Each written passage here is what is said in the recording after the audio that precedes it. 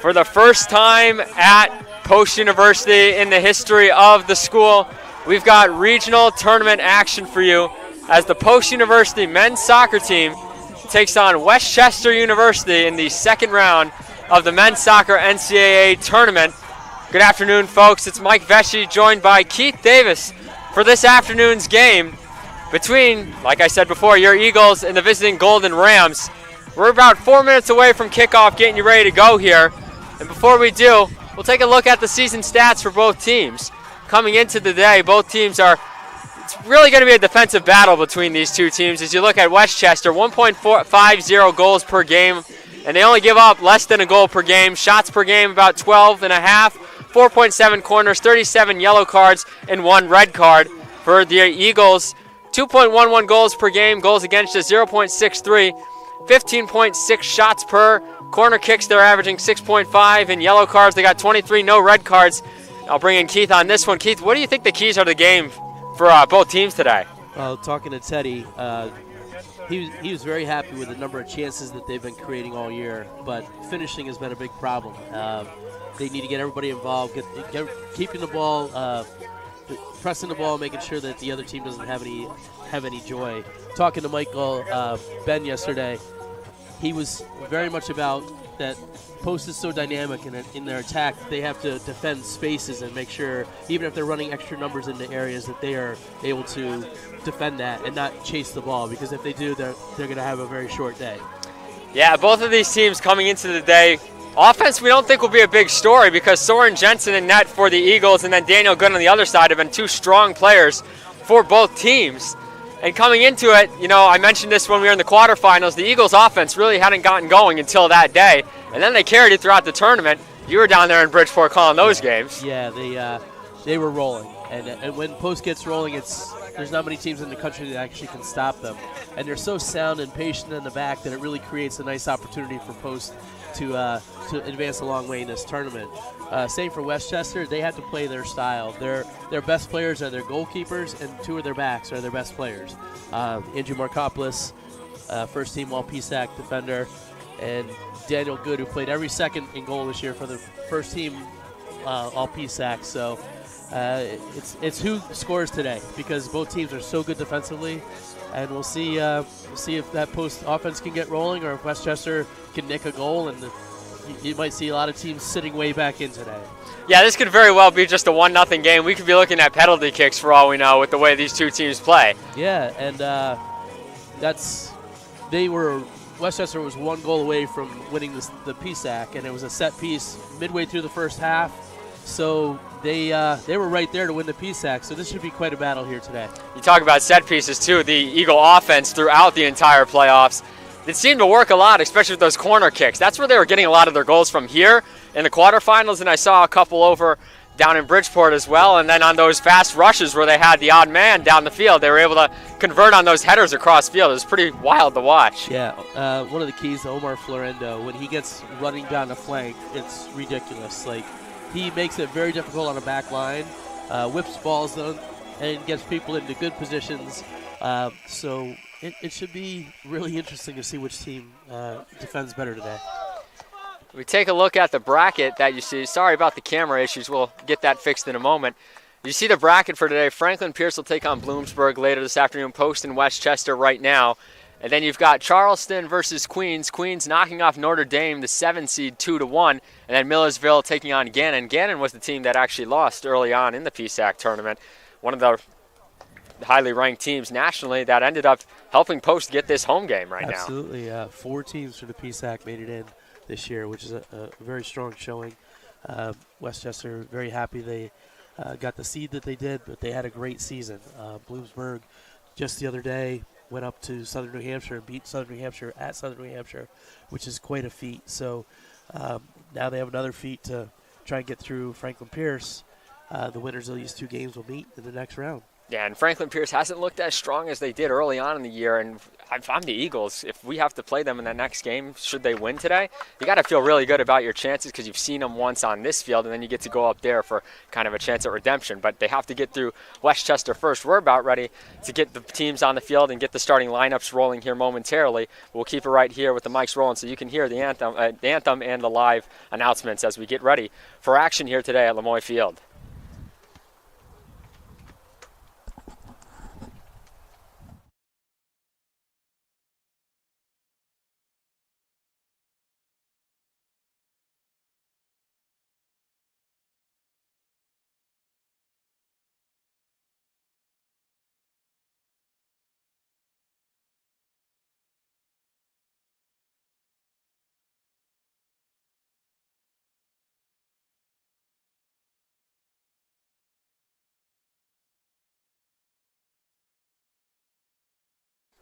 .47 degrees here at kickoff with a little bit of wind that kicks up once in a while.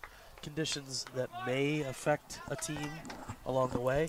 Long balls played out of the back might get caught up in the wind from time to time, but it turned into a much better day than it looked at the beginning when we had a little rain this morning. So conditions shouldn't be too bad for a postseason match. Yeah, we're very fortunate that the weather kind of held up. It's not too chilly, not too warm out. It's just kind of the perfect weather, and we've been very unlucky here at Lemoy Field so far this year in terms of weather, where it's rained almost every single weekend. So a very rare sunny afternoon here. Temperatures, like Keith said, a little bit lower, but still a pleasant afternoon as we get ready to kick things off here momentarily. As a coach, you always liked it when it was cold. I mean, you were in the postseason, so. Fans, welcome to the 2023 NCAA Division II Men's Soccer Championship here in Waterbury, Connecticut at Lemoy Field. Tonight's second round matchup features the visiting Westchester University Golden Rams and your Post University Eagles. First, let's do the starting lineups for the visiting Rams. A senior goalie from Exton, Pennsylvania, number 1, Daniel Good. A senior defender from Drexel Hill, Pennsylvania, number 2, Andrew Markopoulos. A senior midfielder from Fleetwood, Pennsylvania, number 8, Josh Daniels. A sophomore midfielder from Collegeville, Pennsylvania, number 9, Owen Slack. A sophomore defender from Souderton, Pennsylvania, number 10, Dylan Barberi. A junior midfielder from Ambler, Pennsylvania, number 17, Christian Vorkheimer. A freshman defender from Huntington Valley, Pennsylvania, number 20, Ian Al-Isaiah. A freshman forward from Whitehall, Pennsylvania, number 21, Maxim Comperda. A junior defender from Sinking Spring, Pennsylvania, number 24, Cooper Jackson. And a junior defender from Havertown, Pennsylvania, number 26, Phil Udo Insang. The head coach of the Rams in his 11th year is Michael Ben, assistant coach Ryan Brazick. And now the starting lineup for your Post University Eagles. A junior goalkeeper from Nyborg, Denmark, number 1, Soren Jensen. A graduate midfielder from Sydney, Australia, number 3, Nick Anaganastiadis. A junior defender from Buenos Aires, Argentina, number 4, Felipe Garcia. A senior defender from Stockholm, Sweden, number 5, Felix Nassen. A junior forward from Spain, number 10, Aritz Uriate. A graduate forward from Pristina, Kosovo, number 11, Gentian Salimi. A junior defender from Milan, Italy, number 13, Omar Florindo. A senior midfielder from Madrid, Spain, number 14, Pablo Tenorio. A sophomore midfielder from Stavanger, Norway, number 20, Marcus Botungi.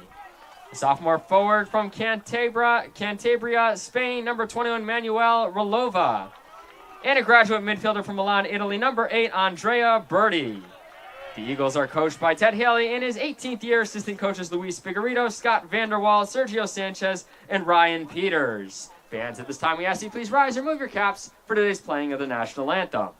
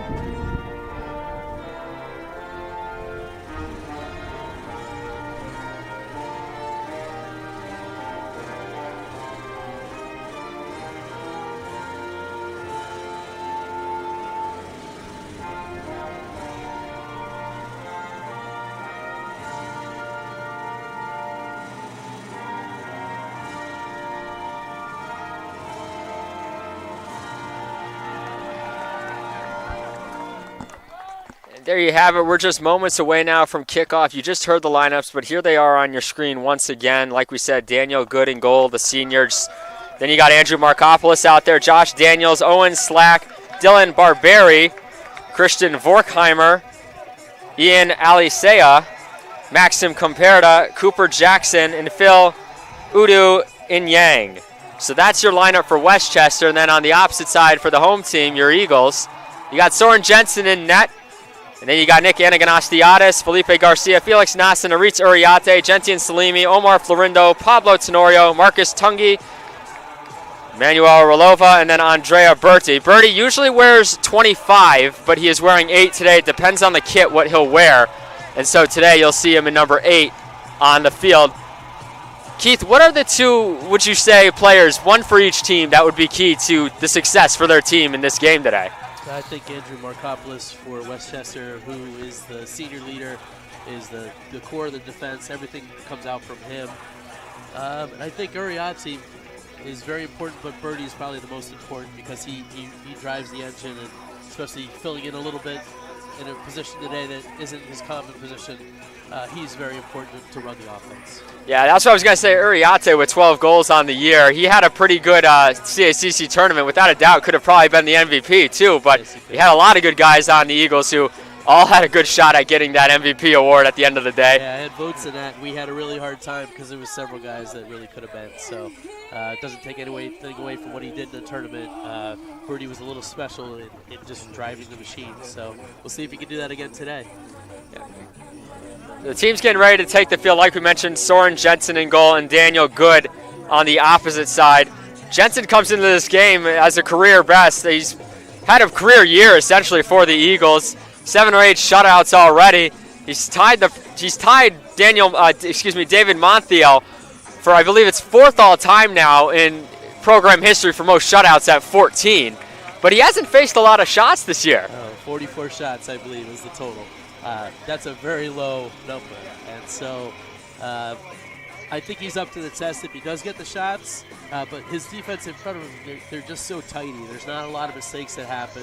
Even the goal that got scored against him in the final was just a deflected ball that went through the box that he didn't have a chance at. So if he's seeing it, he's going to stop it.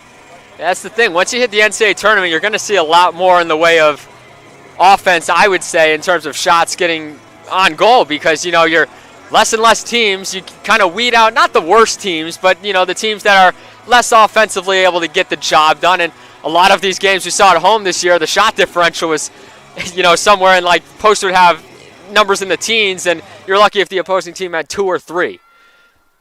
And here we go with an exciting second round match. As we're underway here from Lemoy Field.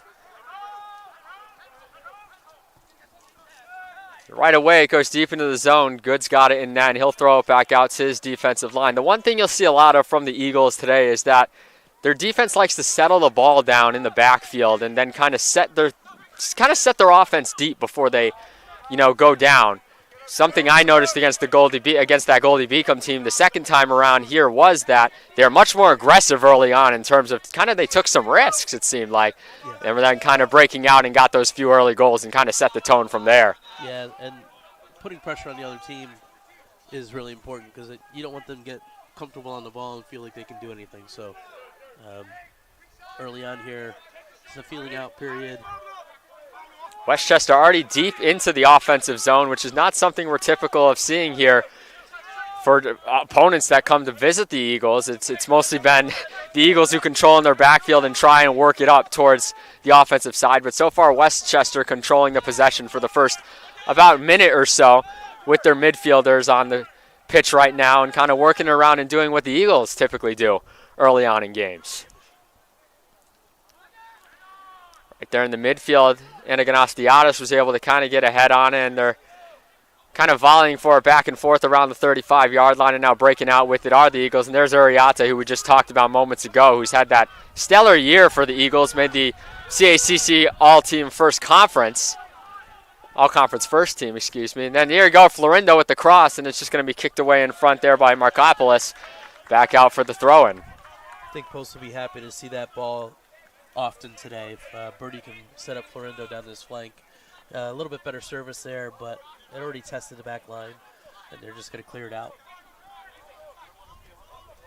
Eagles with a good offensive set here to see if they can get something going early. Fans still kind of filing in. A chillier day here, and then you see that crossover there.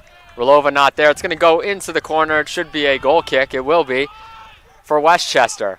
If you plan on coming out to attend, adults it's $10, $8 if you're a student, and then $5 for seniors and those under the age of 12. If you're a post student or staff/faculty and you show your ID, you can also get admission into the game as well, as we just got underway here moments ago. So still plenty of time to come out and see your Eagles in action here at Lemoy Field one last time this season potentially, as here comes a big offensive rush there by Comperta. Comperta looking to cross it in front. Oh, he's got somebody right there, and that's going to be a shot by Udo Indyang. Deflected, it looked like by, I believe that was Garcia in front, and Jensen's got that big frame on him too. He stands at over 6 feet tall, so anything that kind of comes his way, he can leap for. Westchester probably pretty happy with getting a little bit of an offensive flow going there, getting deep. Deflected shot, but it went right to Jensen. Birdie there with the steal, and now it's going over to Rolova on the side, and the Eagles are coming in fast. Rolova, that one's going to be blocked in front. Can't quite see the number, but they're going to get it back out to Tenorio. Tenorio's got it. That was Alisea who got it. There'll be a throw-in over there for Westchester.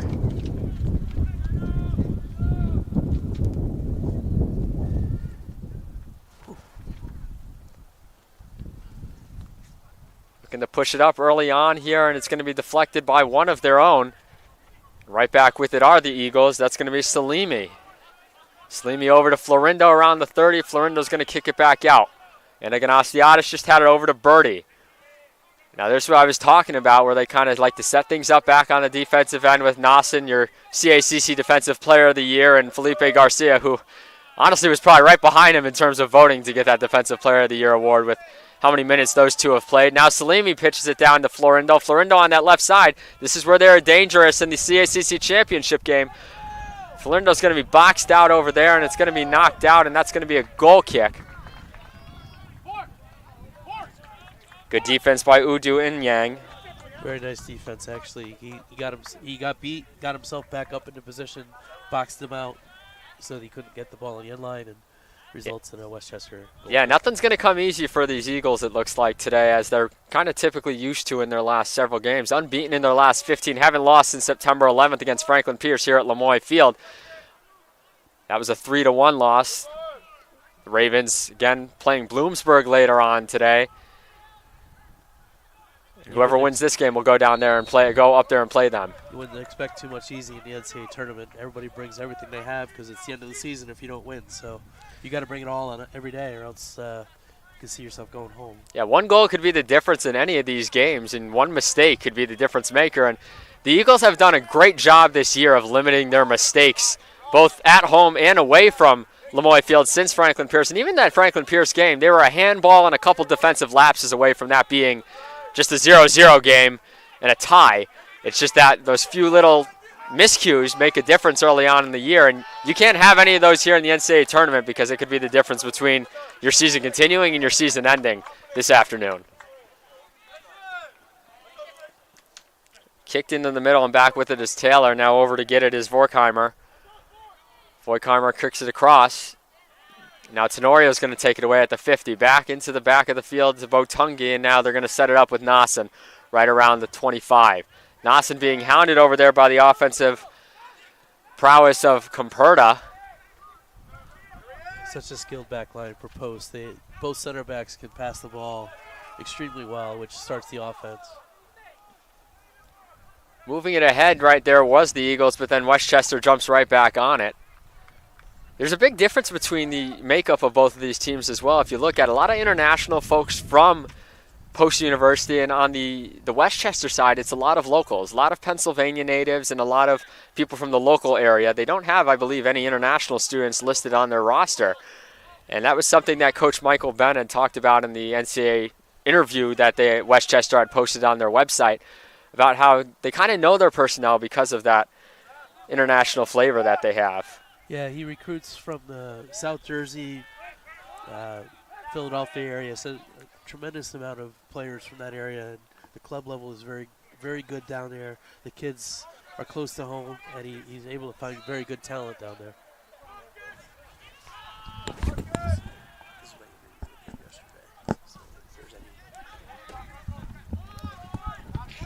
Eagles still with it with Birdie. Florindo back there.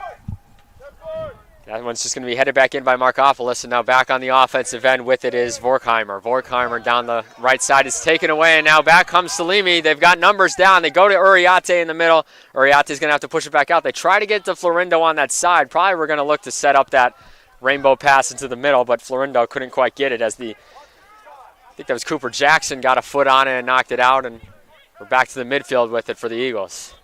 Key player that Coach talked to me about yesterday also was Owen Slack, who sits in the middle of the park. He leads them in shots with 34 shots on the year. It's 100 miles an hour the whole time. He just goes, and so he's very important to them. So far, we haven't really mentioned his name, but we'll keep an eye out for that.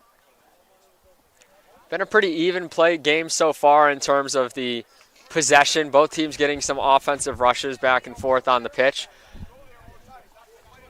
About 10 minutes gone by almost here, and throwing that one in was Udu and Yang. Eagles got it with Anaganastiadis, but that's going to be taken away, and that's Frankie Taylor with it. Taylor hounded by Anaganastiadis. Now Florindo kind of pokes him deeper into that corner. Taylor looks to cross, can't do it. That's going to be a corner kick, first of the day. They cannot expect to have time on the ball. Westchester is going to hound them and be very on top of the ball, so you take time on the ball today, you're going to lose it. And now they're in a dangerous position here on the set piece for Westchester. Looks like that will be Taylor in the corner to take it. We have a tent in our way from over here to kind of see it, so we got to crouch down. Taylor going to kick it towards the middle. We'll see where this one goes. Nice header in front by Alisea, and that goes out of bounds, and it's going to be another corner kick. It's just going to be Taylor again. Looked like an Eagle was able to get it in front. I think that was Anaganastiadis who got just a piece of it to knock it out. Taylor just kicks that one in, and that one's going to be kicked towards the net. I know it looks like it was deflected by Alisea in front, and now one's going to go to the other side. And Post has to be very alert because I feel like Westchester on two set pieces in a row, they have some ideas. They've been working on it on the practice field. Those are both very good setups, so Post has to be very careful about giving up anything silly in the back. Yeah, and the one thing that I noticed from our last game here in the quarterfinals was Goldie Beacom didn't really bring any pressure until the score was 3-0, and that's going to be a foul right there. Uriarte got hit up high. But Goldie Beacom really didn't bring any pressure until after they were down 3-0. Once they trailed 3-0, that's when they started to apply some pressure to the Post defense, and then they were kind of pushing them off of that offensive side of the ball. And that's where it was more of a leveled game, but they waited until that moment when they're already trailing by 3 to kind of do that.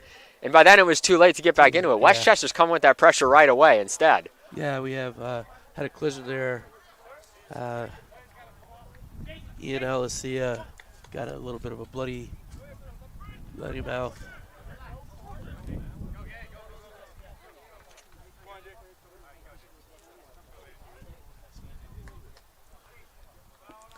Looks like Alisea is going to come out for Jaden Amato. So Amato comes in for Alisea, who had a little bit of blood on him. Yeah, he should be able to come back in for him once he gets patched up. A little bit of blood on, actually a good amount of blood on his chin on that. Good's going to kick this one from about the 30-yard line.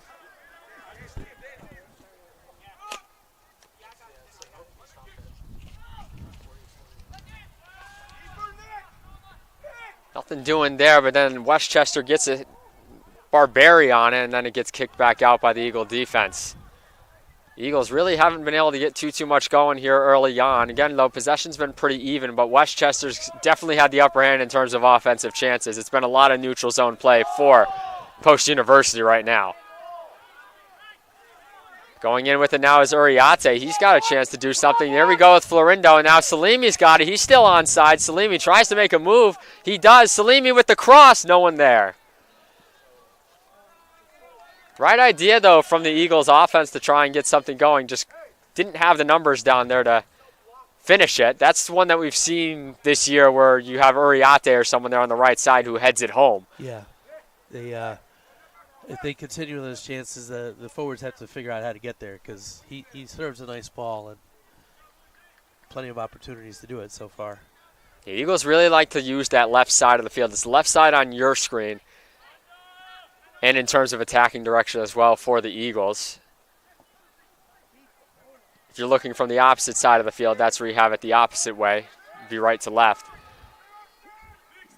Post tends to favor that left side of the field more so than the right from what I've seen throughout the year. It would seem like they set up everything from the left side, and if Westchester kind of hones in more on that, which it seems like they've done for the most part, you're going to take away a lot of offensive chances for Post. You can tell this Westchester team is a hard-working team. They're not going to give you anything. It's just going to be a blue-collar effort all day long. The Eagles have definitely been battle-tested all year. Like we mentioned, they did face Franklin Pierce. They also faced Southern New Hampshire early on in the year. Wilmington's never an easy task to deal with. You had a tough match against Bridgeport in the championship game. I mean, even though they made it look easy, it's still not like it was easy teams that they faced. All the teams that they faced throughout the CACC tournament, most of the CACC slate, gave them a tough time. And now here we go. Eagles looked like they had numbers for a minute there. Uriate wasn't quite able to get there. Now back with it the other way will come Westchester, but right on it is Relova, and Relova just kicking all over him. It looks like that was Vorkheimer. Common opponents this year were Holy Family, Jefferson, and Wilmington. Westchester was 2-0-1, while Post was 5-0. So they both did very well against common opponents. So this is a very even match. Yeah, and in the region this year, in the Super Region 1, I believe the Eagles were 0-2-1, if I remember correctly, with that loss to Franklin Pierce. 0-1-2 with the loss to Franklin Pierce and then the tie against Southern New Hampshire. And one other squad as they kick it in deep here. And they're going to call it off. Oh, they actually called a foul on it. I'm not so sure, but it's a little bit of a rush down there. Wasn't quite sure if the Eagles had finally gotten behind the defense on that one, but they didn't. Really just two guys coming together there. I don't know if you want to be calling that, but see a little bit of frustration from some of these Eagles players in terms of not getting what they want early on. And I think Coach Haley's trying to kind of calm them down over there because you don't want to get too out of hand too early because that's when your whole game can kind of fall apart. You see Andrea Birdie's been kind of yelling on and off out there. Uriate had a few words, but now here we go. Birdie the other way, as I mentioned him, is going to kick that one over to Uriate. Uriate looks like he's probably going to try and set something up. Uriate looked like he got too far in front. Saved by Good. Uriate looks like he was trying to cross it over to Birdie or Salimi on the left side. Wasn't able to do it as Good was right there to swallow it up. Michael Ben talked about Daniel Good for 5 minutes yesterday, just about the impact he's had on his team. And anything that box, he's going to go get a fifth-year senior who's been very influential for this team. Yeah, in 20 games this year, Good's just given up 18 goals, 0.89 goals against, 58 saves. He's 11-5-4 with 9 shutouts. We said this would be a defensive matchup, and for the most part so far, really we've seen more offense than I would have expected in the first 15 minutes. Me too. No one really, like you mentioned in the opening minute, the feeling out process, it seems like both teams just went on the attack.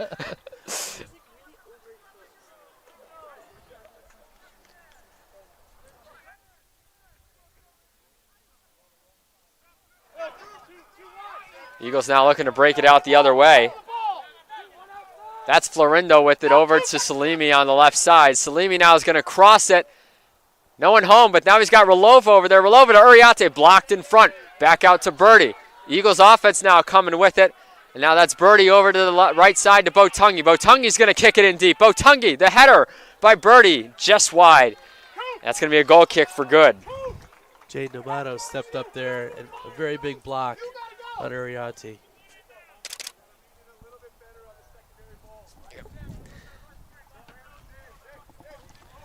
So the Eagle offense kind of breaking out in these last couple of minutes.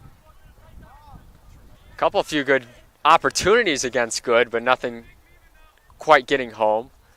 You see the shots on goal on the board here say 1-0. Might be 1-1 because of Jensen's shot. We apologize if the live stats are not operating on our website right now. Unfortunately, we had a bit of a technical issue with our campus internet and campus computer that wouldn't allow us to get it today. And we're going to get another corner kick here. That's going to be Frankie Taylor. Frankie Taylor is making a statement early on that right side of the field, just kind of hustling down there to get everything he can to put them in an offensive position to score. Yeah, the redshirt junior from Delran, New Jersey, so far being very impactful down this flank.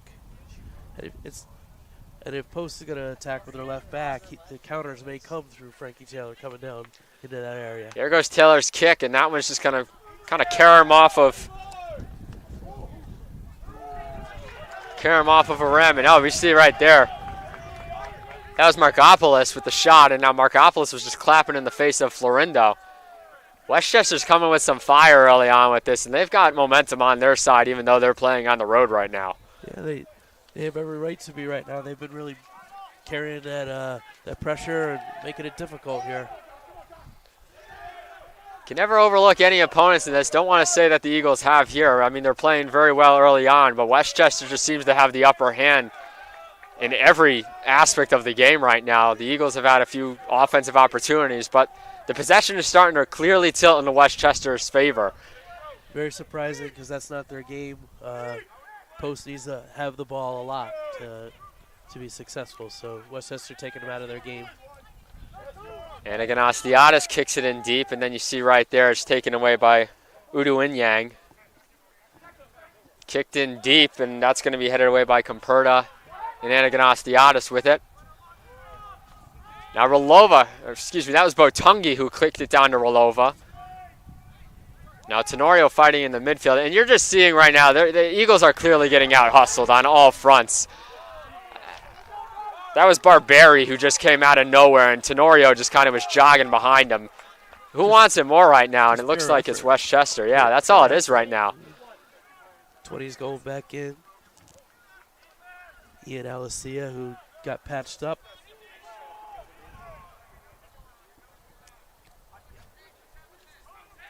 I'll tell you what, Jaden Amato came in and did a very nice job filling in. Yeah, so far this Westchester team is just clicking on all fronts in terms of what they came in to do. Coach Mike Ben's game plan seems to have worked out so far. And here's another rush by Westchester, and it's going to be corralled up by Anaganastiadis. Anaganastiadis has been playing a little bit farther back. I see 4 people on the back line for the Eagles, which you don't typically see for them. Yeah, I was just going to mention Maxim Comperta is making the inside channel runs, and they're slotting the balls through to him, and he's having a lot of success there. So they're going to have to adapt to that. Maybe Anaganastiadis is going to have to step a little bit further back until they figure that out. Yeah, you don't see him get that far back usually this year. It's usually just Garcia, Nasson, and Florindo, but there's like 4 or 5 guys back there for the Eagles. And that one's going to be headed wide of the net by Taylor, but I believe they called an offsides before it. Couldn't quite see because the tent's up, but it is I heard a whistle, and now Jensen's got the ball in net. The whistle came right when Taylor was about to head it. Jensen now pushes that one up the field, and up to get it is Salimi, but that's going to be headed by Jackson as well. Westchester continuing to hold on to possession here on the offensive half of the pitch for the past 2 or 3 minutes or so now, and Tenorio is now going to try and get it. Salimi now kicks it in deep to the right side. Rolova's over there, and Rolova had some speed and then just kind of slowed up before he got to it because of the defense. Anaganastiadis now working it around the 30-yard line, gets it over to Salimi. There's Florindo. Here we go with it, trying to get it down that side. Florindo looks to set something up.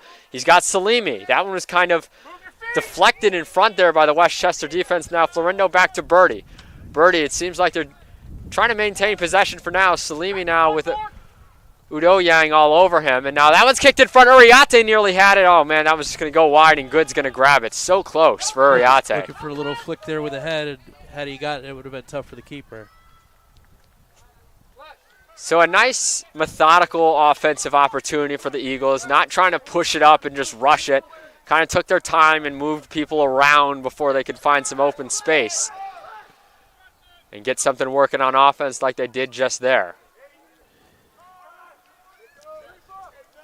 Westchester holding it on the back line right there with Cooper Jackson now. Jackson's going to kick it away across the field, and now that's back to Florindo, and right there in front of his Vorkheimer.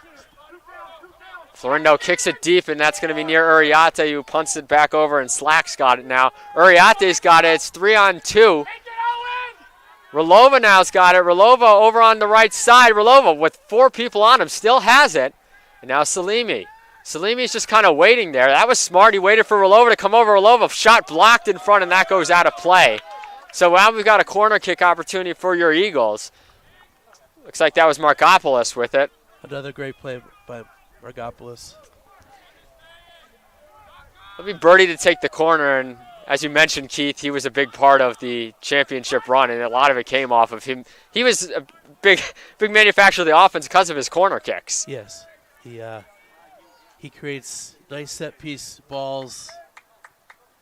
Birdie in front, headed up, and that's going to be off of Garcia. It's still loose. Kind of a messy ball in there that ended up. I thought it hit off the field goal post for some reason, the way it kind of deflected in midair. And now look at this, Frankie Taylor all over the place. He's going to slip, and he still had an opportunity, but then he slipped there on the turf. Got up right away, so he looks like he's fine. Tenorio now over to Botungi in the backfield. Only 3 people up for Westchester right now. 5 or 6 back beyond the 50 for the Eagles, trying to see what they can do to get it out of here and manufacture some offense. They just had a great chance with Andrea Birdie. Like we mentioned, though, 1 goal could be the difference between a win and a loss today. And keep in mind, because you've been watching us all year long, that because it is the playoffs, that's going to be a foul called right there. Because it's the playoffs, we will go to 2 10-minute frames afterwards, a full 20 minutes of action. No matter how many goals are scored, we play that full 20. If it's still tied, we head to PKs. We haven't had that this year because it's in the regular season. They don't do that until playoff time. Another foul down low there for the Eagles, and it'll be Westchester ball. The longer it stays tied 0-0, which we think it may be long, I think Post is going to start grinding a little bit like, hey, we should be doing better than this. So they got to figure out how to get through this very tenacious Westchester. First of all, the midfield, then their back line. So it's not just their back line, their midfield's been very good.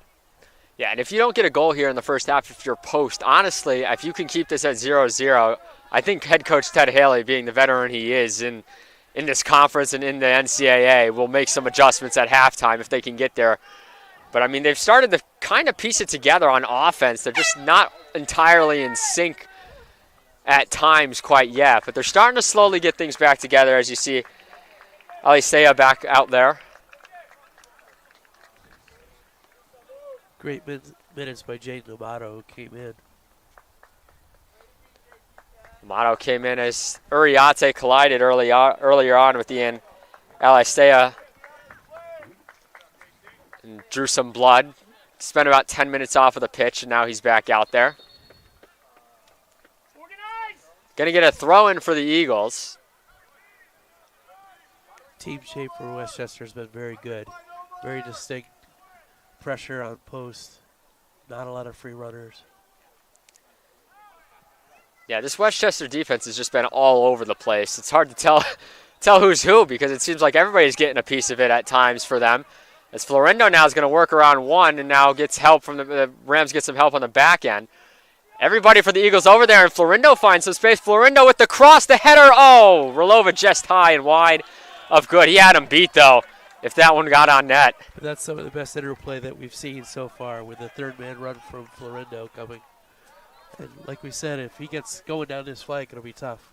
Especially with the way they were set up. Initially, you had Uriarte and Salimi, 2 of your best goal scorers, right next to Florindo. I was looking, I was like, who's even over there? And then all of a sudden, Relova came out of nowhere with nobody over there to guard him as the Eagles kind of loaded up on the left side, and because they loaded up on the left side, the defense followed with.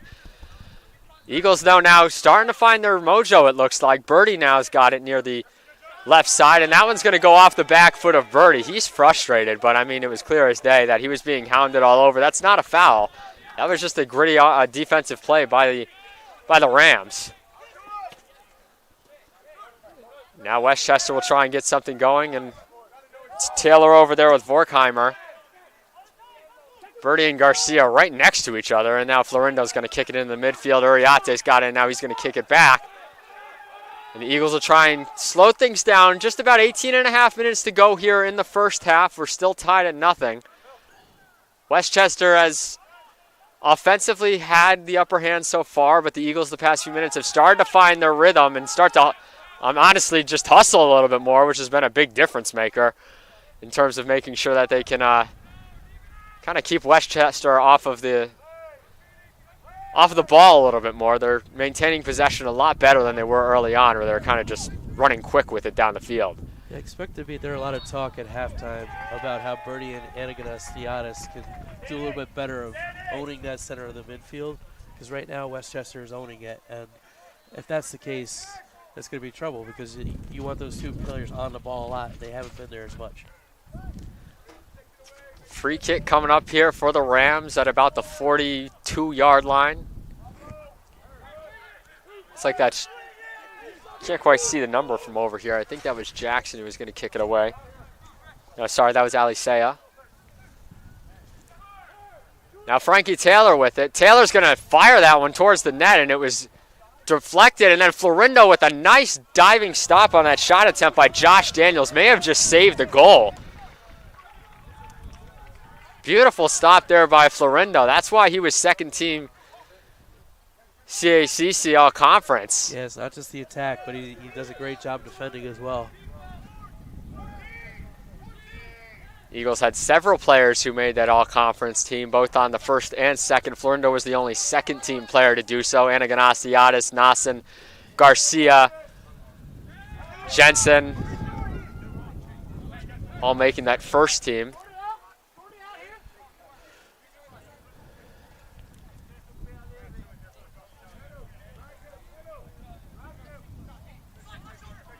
So we got a throw in, it looks like, here for the Eagles, and now a whistle.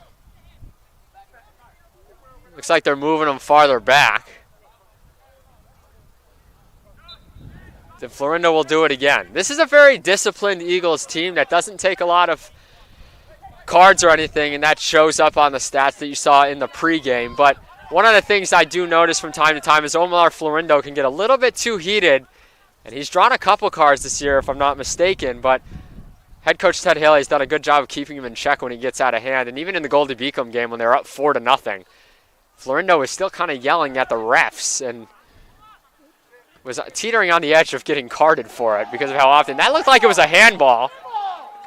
Yeah, the balance of passion and being smart is a very fine line, because you don't want the kids to not care, but you have to know the limits of what you're saying. And offensive side of the pitch now for the Eagles. Birdie crosses it over to Botungi. Botungi now into the middle to Tenorio. Tenorio over to Birdie. Birdie back over to Tenorio.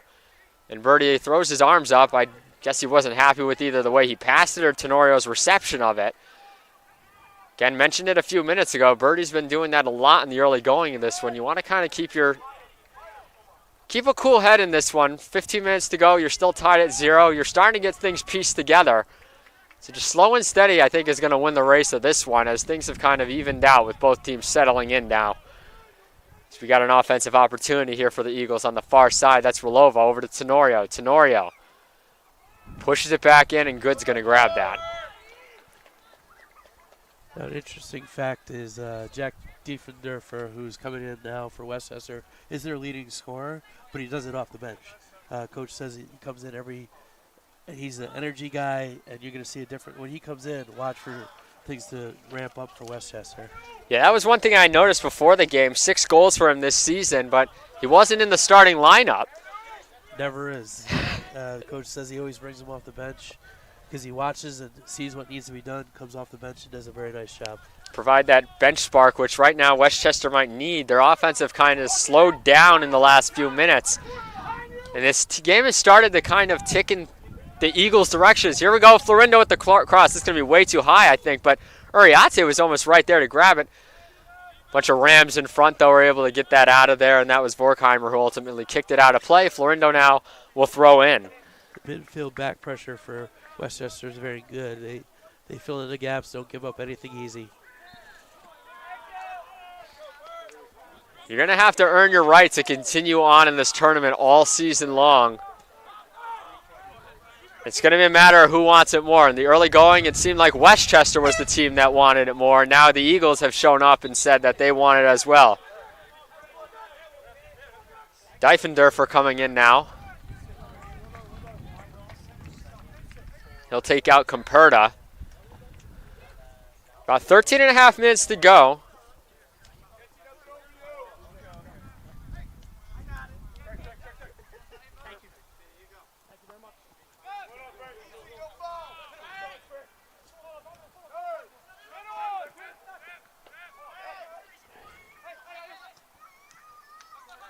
There's just a wall in the midfield for Westchester. There's always 5 guys in the middle of the park. Impossible to be playing small ball in the midst. Yeah, right when the Eagles get into the midfield, that midfield line for Westchester kind of steps up and takes them off the ball right away. Something that's been the bread and butter of Post University has been to get out on those rushes and just bring it up really quick, with that midfield standing them up right at the 50.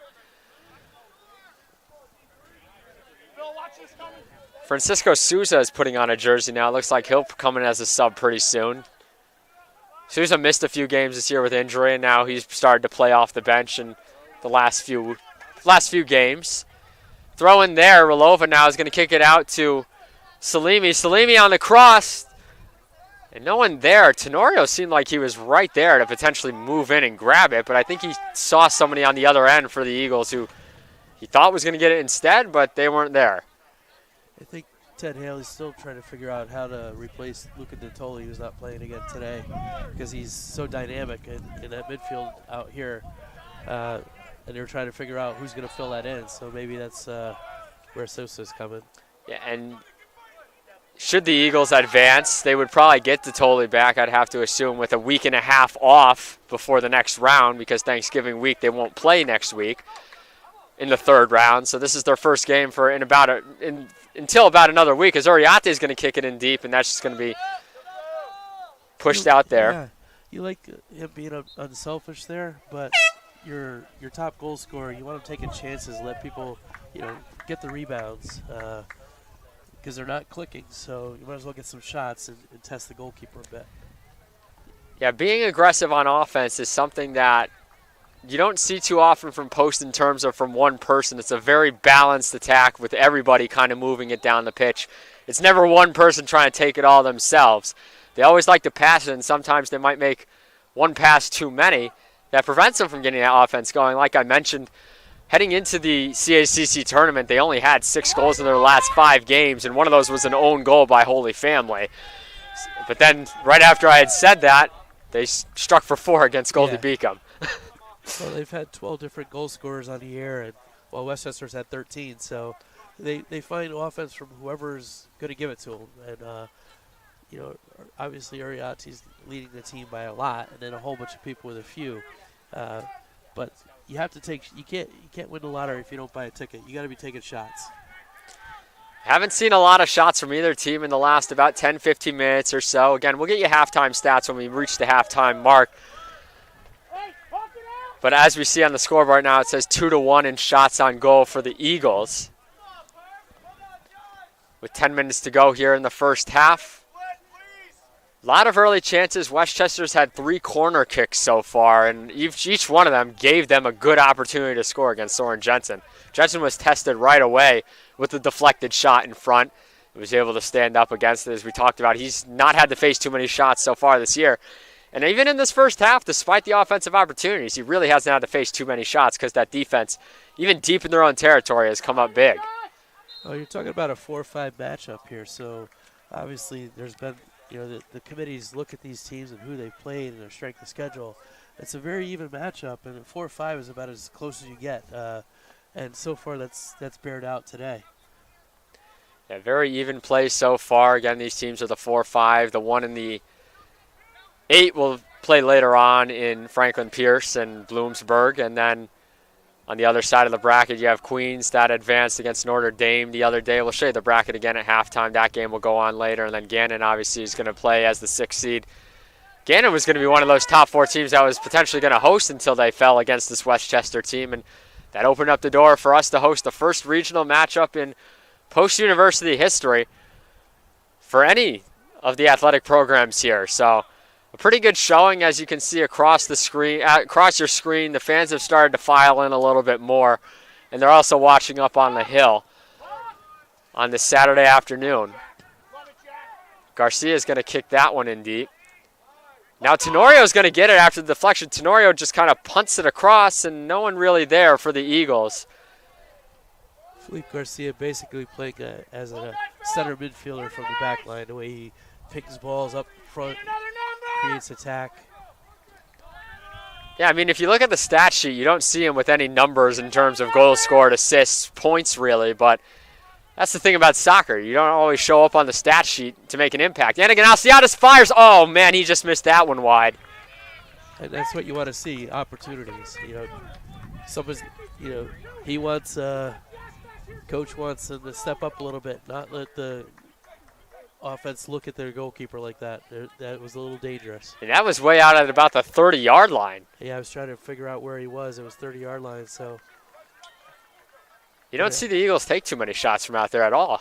That had a lot of pace on it, and Daniel Good did everything to make sure he stretched to keep that out. That's the second or third ball now the Eagles have had in this first half where they were on the cusp, honestly, of beating. They had good beat. They just didn't have the location for the shot.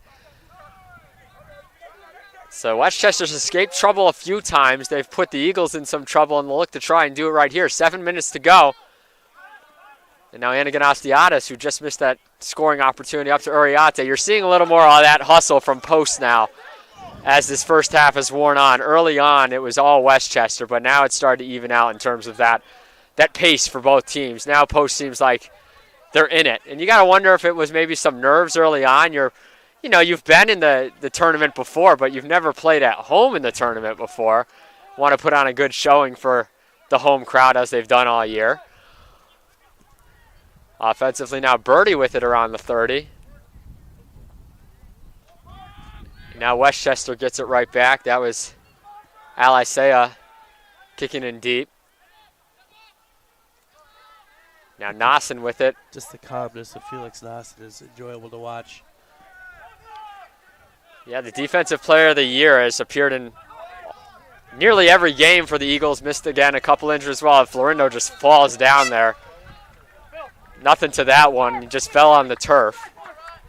Turf might still be a little bit wet. It is sunny. You see it on your screen, but we did have rain come through last night and early this morning. Some showers still lingered.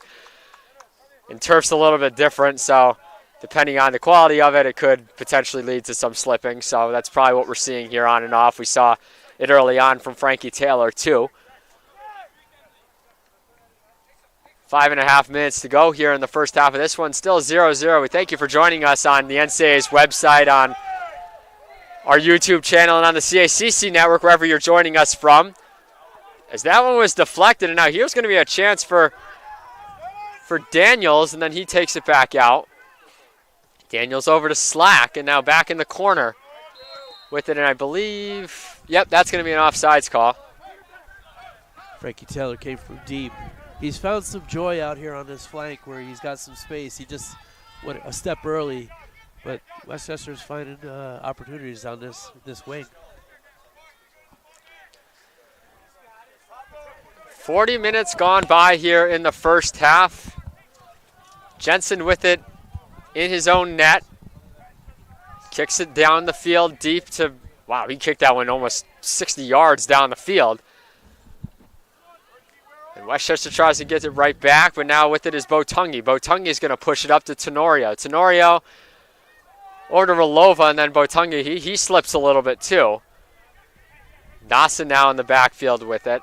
if there's one person I'd like to see a little bit more from offensively and defensively right now from is Pablo Tenorio. He just seems to be a step behind everything and just hasn't had the hustle. You'd wonder if maybe he's dealing with something or something, but he's just been kind of behind the 8 ball, it seems like, so far today. We'll see if he can kind of recover as this game goes on. As here we go with the chance, Francisco Souza, who's just recently inserted down the field on the left side. Souza gets it knocked away there by Slack. Be a throw-in coming up for the Eagles. Just near that corner flag, too, it'll be Florindo. He takes the majority of their throw-ins, and we're about just under 4 minutes to go here in the first half. There's Tenorio, kicks it back over to Florindo.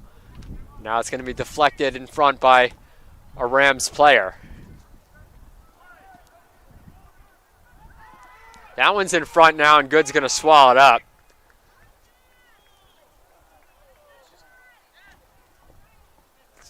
Threat neutralized for the Rams, and now they'll try and take it back out here with 3.5 to go. It's Devin Fry with it. Fry didn't start today's game, and now over there on the left side, is Jackson. We've only seen 1 or 2 offensive rushes in the past 20 minutes or so from the Rams. Frankie Taylor's manufactured a lot of that offense in the early going, and he seemed to start to go quiet here as the first half has rolled on. As I say that, they try and push it over to Taylor, and Nossen's right there to grab it. Botungi now tries to push it up, and then that's taken away by the Rams again. That was Yamis. Now here comes Tenorio making a run with it over to Souza. Souza in the spot where Florindo usually is. Now he's going to move towards the middle, and now Souza kicks it across. That was a dangerous header back towards Good because it was kind of bouncing wildly. Yeah.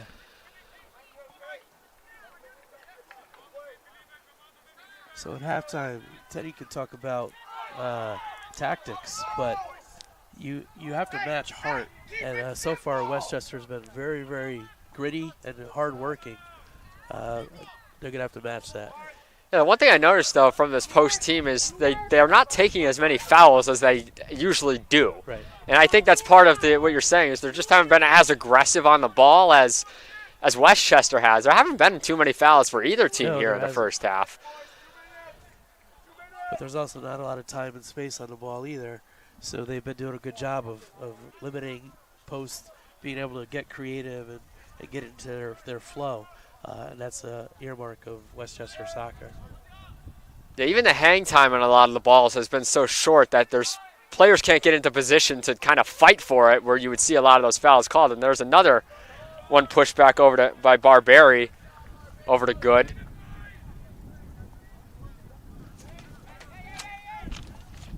Got a minute 20 here in the first half remaining. Still tied at 0, and that's there. As I mentioned fouls, you're going to see a foul called there against Garcia. They're saying he gave him a shoulder.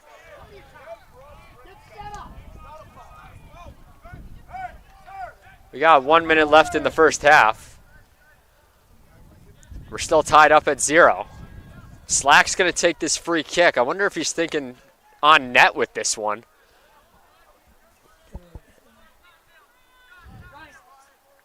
See what they can set up deep. Slack is going to kick that one in, and heading it out of there is Souza. 40 seconds to go. Can the Eagles kind of get rid of this offensive opportunity for Westchester and get to the half tied up at 0 now?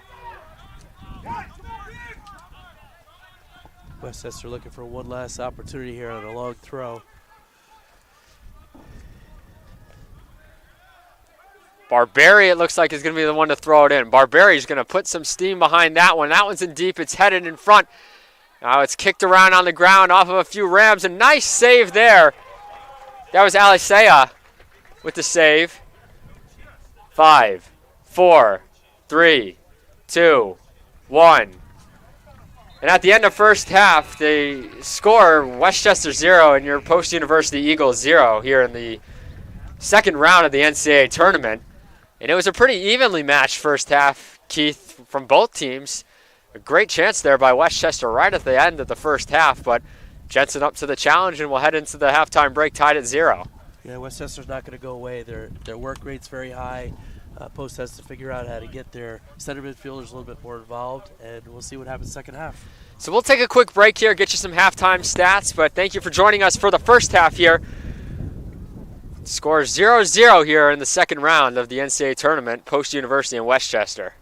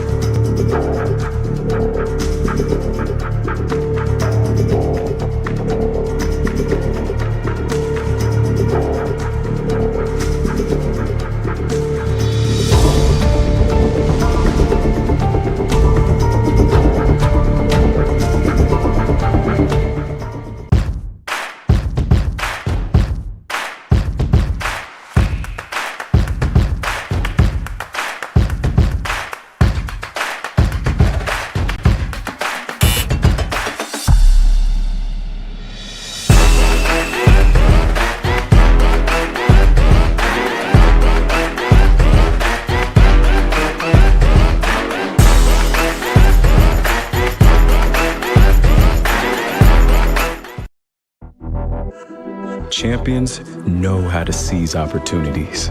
When they see moments of greatness unfold right before their eyes, they push as hard as they possibly can, and then they push harder.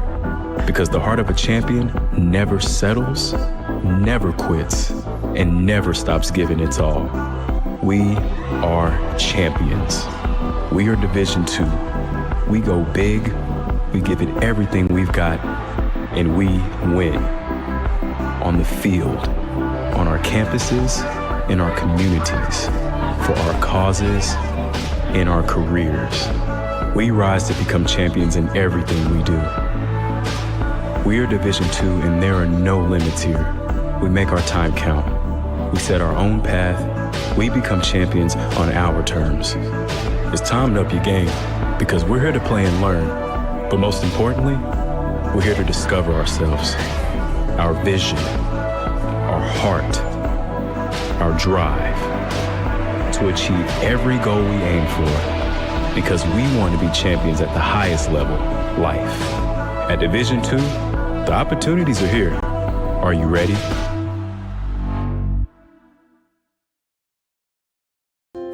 In NCAA Division II, student athletes leave a lasting impression on their communities. That's because Division II student athletes want to make a difference and truly be part of their surrounding communities. Through community engagement, thousands of student athletes from various backgrounds interact with community members who view them as role models. This interaction leaves a positive and perhaps even life-changing impression on all those involved. In Division II, we rise to the opportunity and make community engagement ours.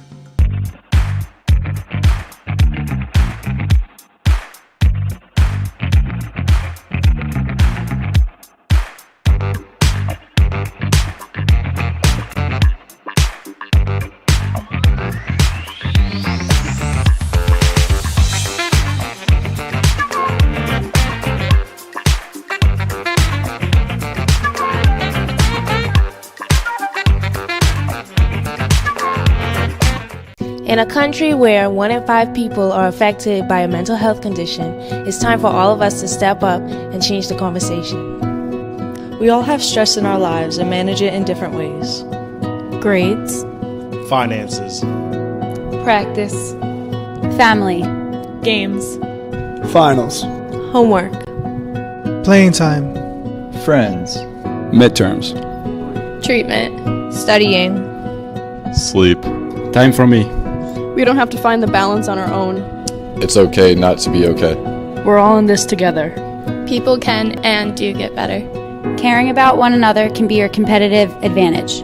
Communicate. Be aware. Show compassion. Be a champion for each other. Hope starts with you. Hope starts with me. Hope starts with us. We are CACC student athletes, and we are breaking the stigma.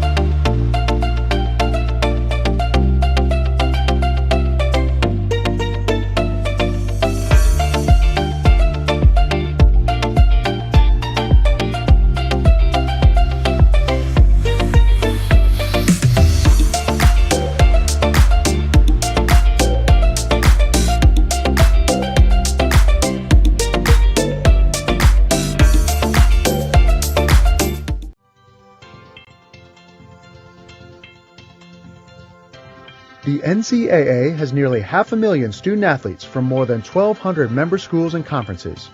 There are more than 19,000 teams competing for 90 championships in 24 sports across 3 divisions. Division II has more than 124,000 student-athletes from over 302 colleges and universities. The division offers athletic scholarships while balancing a collegiate athletic environment that encourages student-athletes to discover and pursue what they love. The annual NCAA convention is where Division II members implement new rules. Delegates from every school and conference gather to discuss and vote on each proposal. Each eligible school, conference office, and the Student-Athlete Advisory Committee hold one vote. New rules in Division II can originate in one of 2 ways. A majority of proposals start in Division II committees. Those groups, comprised of representatives from member schools or conferences, debate concepts and forward recommendations to the Division's Management Council and President's Council. The Division II Management Council reviews each proposal from the committees, makes recommendations, and forwards them to the President's Council. The President's Council, composed of college presidents and chancellors, is the top leadership group in Division II. Its primary function is to establish and direct general policy and strategic direction for the division. It is the only group within the governance structure that can sponsor legislation for a vote at convention on its own. New rules can also be proposed directly from Division II members. If 15 active Division II schools or 2 conferences sign on as sponsors, the proposal will be voted on by the entire Division II membership, no matter what position the division's committees and councils take. Through the legislative process, the Division II membership and its representatives enact change across the division.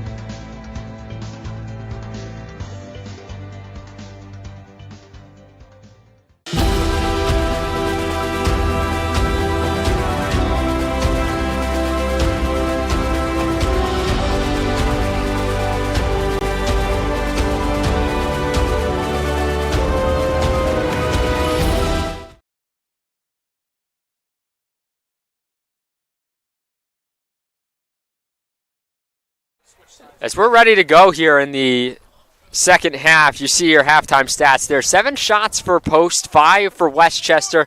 Just 1 shot on goal each and 1 save each. This game's 0-0.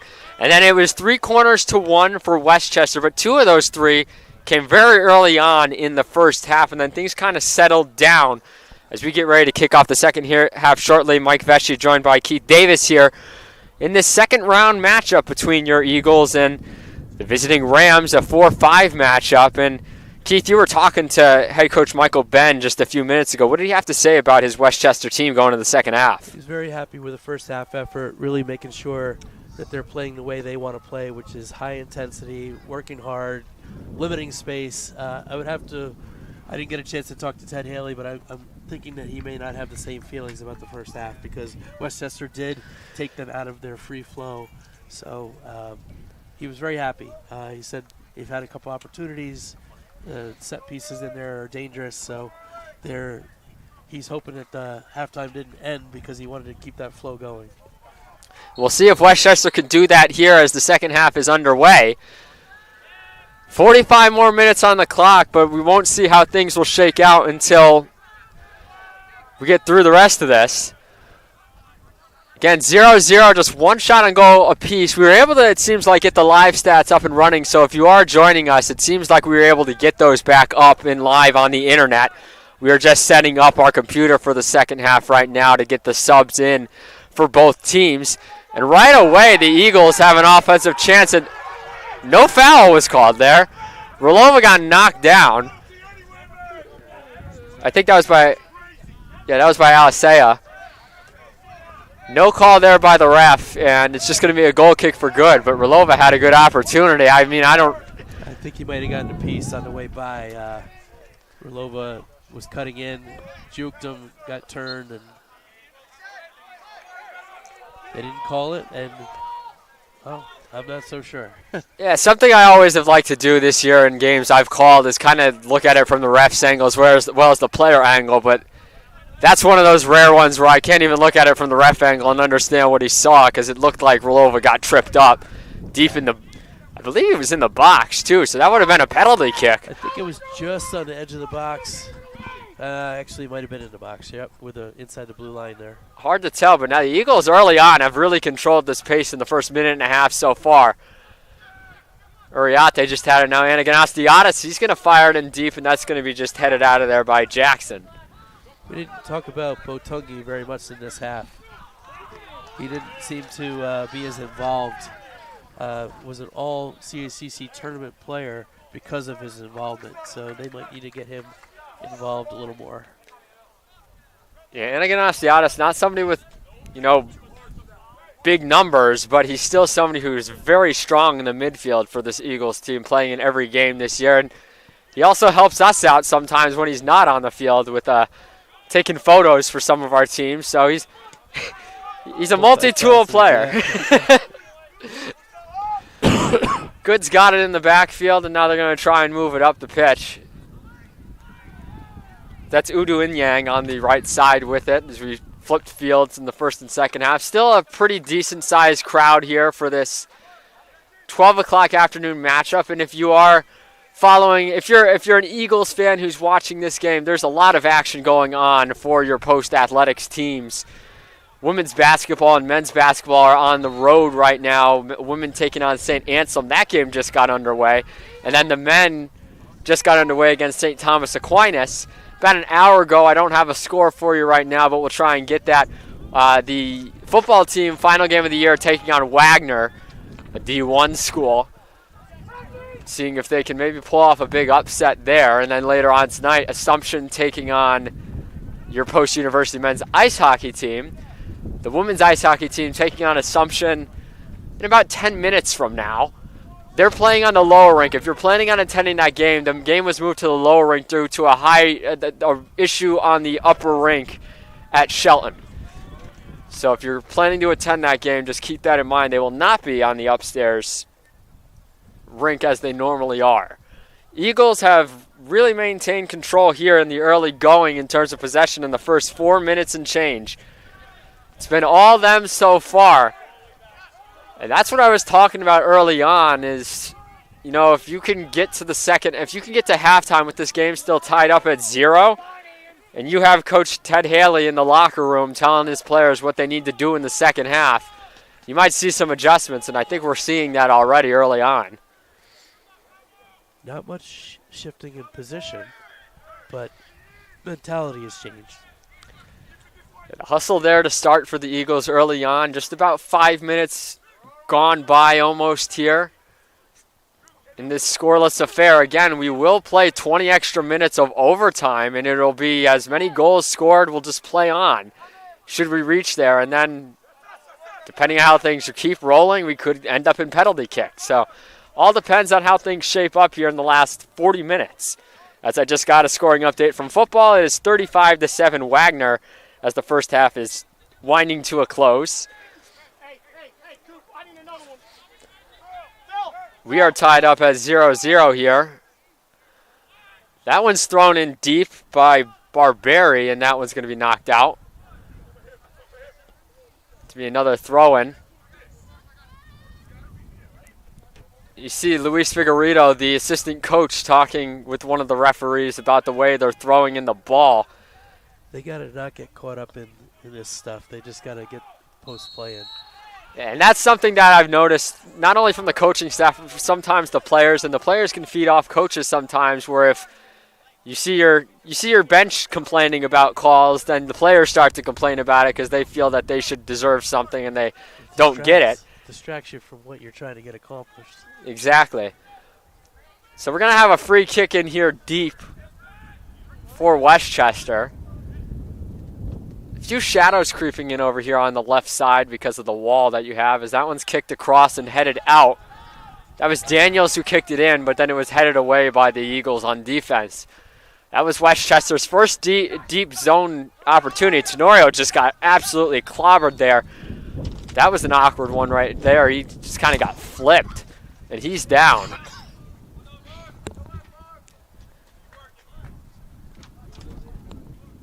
might see a substitute here.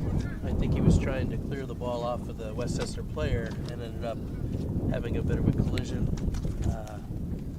which has him not feeling very comfortable right now. So the clock will stop here with 39:01 to go.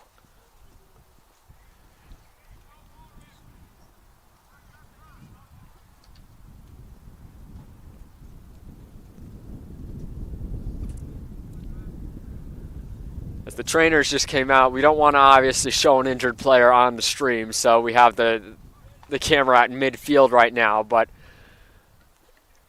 Tenorio helped to his feet by the athletic trainers, and he's jogging off, so that's a good sign, but it looks like he's going to come off for now. I think they're asking him to come off just until the next stoppage because they brought the trainers out, so.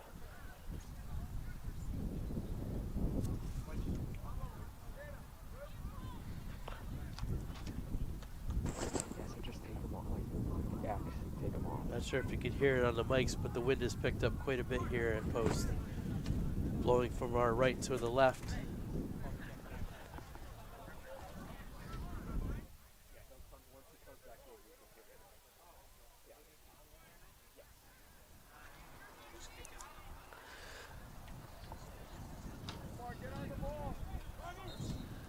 So that's going to be, that looked like a face-off draw in hockey there for a second. I saw a Westchester player right next to a post player.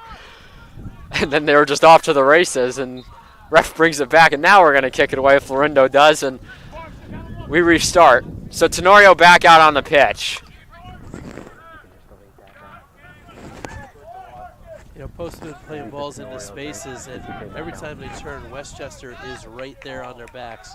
That is the style they need to play to not give time and space for Post to control the ball. So Tenorio comes right back on. He came off and then just was, that's why that whistle happened, is because they're letting him back on. Now Botungi will throw it in deep, and we'll see what the Eagles can do here. 38:23 remaining. Our clock's a little bit behind on the screen, but rolling on here, and Eagles have really maintained possession very well through the first 7 minutes of the second half.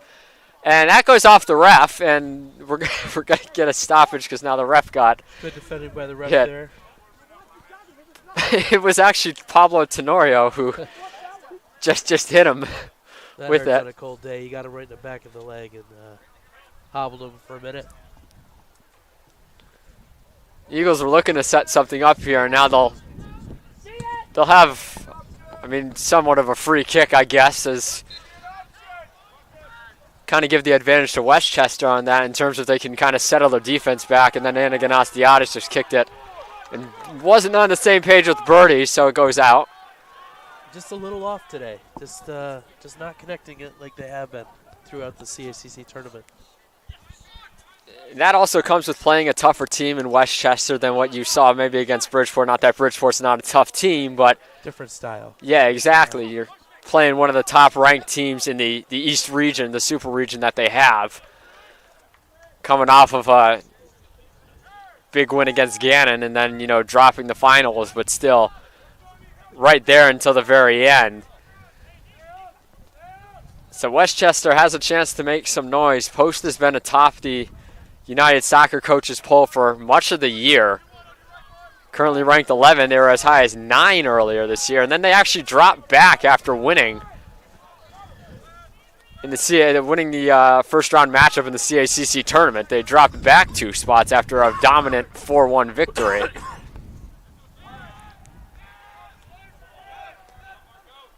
There you go with Rolova in it. Rolova's got it. He's going to dance around, and now Tenorio can't quite hold on, and back the other way with it tries Westchester. There's Felix Nassen, who just gets over and hustles to it. Jensen now in the backfield with it. As I mentioned, Soren Jensen has not faced many shots this year, and once again, he's not faced many shots so far today, just 1. He had a great save early on in the game off of a deflected shot by the Eagle defense, and then later on, he had a good save right towards the end of the first half when Westchester was knocking on the doorstep.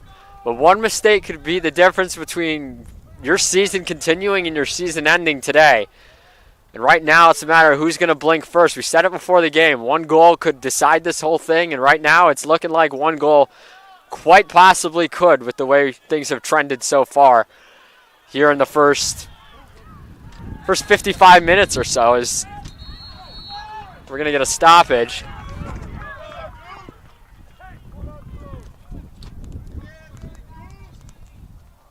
I think we're going to get a yellow card.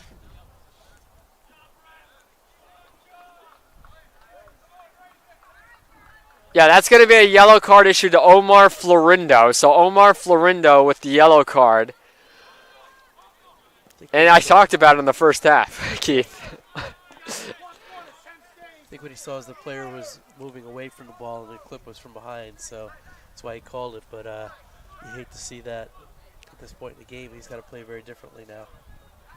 And now the ref just accidentally kicked the ball around, and now they're going to tee it off and start up here.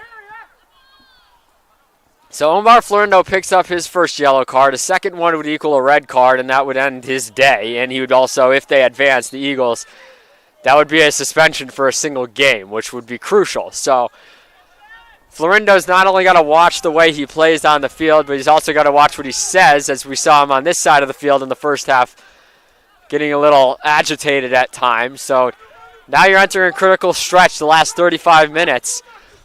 If you advance, depending on how things shake out, Botungi kicks that one.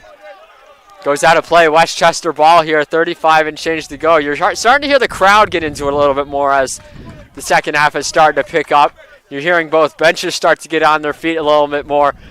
I think now realization's starting to hit that you're potentially playing your final half of soccer of the year, depending on how this second half transpires, and potentially overtime or PKs. What I'm very impressed is the shape of Westchester. They're in the gaps. It's making it possible for Post to find those connecting passes. And there's a good block by Botungi, and that didn't look like he meant to against Daniels. That one's kicked out, and then that one was kicked in front by Slack. Jensen never even flinched in net, so to us it looked like it was something that would be an offensive threat, but depth perception over here was different than what Jensen saw in net. Eagles within the backfield, and now Westchester started to come alive. It's been that kind of game of runs where it seems like one team starts to work harder than the other, and then the other team starts to work harder than them. There's been no consistent, I would say, 45 straight minutes in the first half where one team was just dominating on both ends and dominating everything. It was kind of coming and going in waves. As we have a stoppage here for looks like Tenorio is tying his shoe. Westchester does a very nice job just getting in the way and slowing down these attacks. Anytime Post starts to roll with some interconnected passes, they're suddenly in the gaps. They're always in the right place. And the Eagles have had their opportunities. Yeah, yep. You saw it in the first half. They had a few offensive balls that it just seemed like people were not on the same page. Uriarte narrowly missed the header. Anagnostiadis narrowly missed the left side of the net against Good. And then on the one particular attempt, Relova, I believe it was, had a good cross where Tenorio seemed like he was right there but was waiting for a teammate to head it instead. And then on the flip side, Westchester had a few corner kick opportunities that went in deep as the wind is really starting to pick up here in the second half, which will definitely create some issues if you are kicking the ball high in the air. Definitely create some issues for the tents that we have up on the field as they're actually starting to move.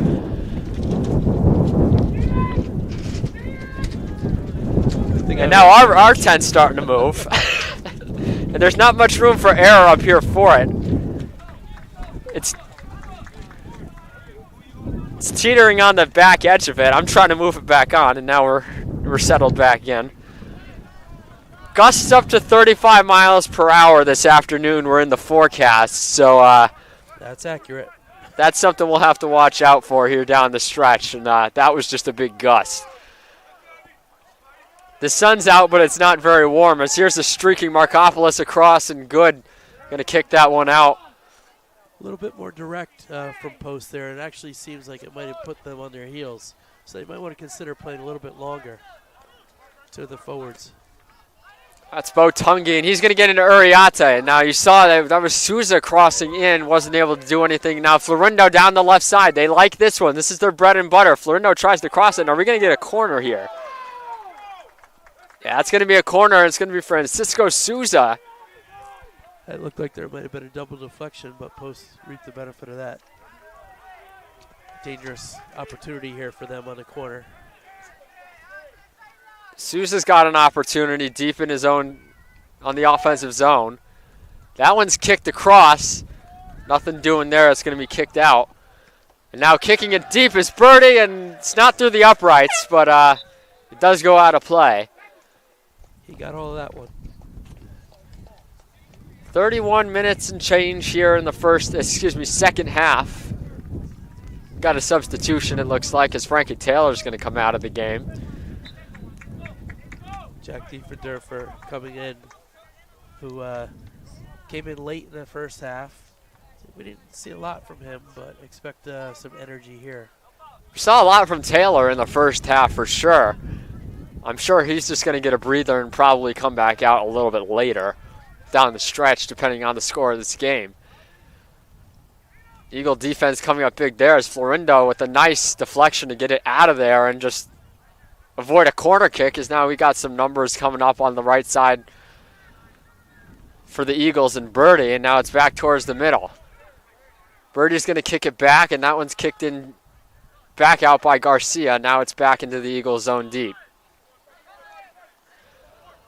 Tenorio's able to work that one loose, and now it's going to be a throw-in for the Rams. Slack just picked it up, and now it's going to be Alisea instead.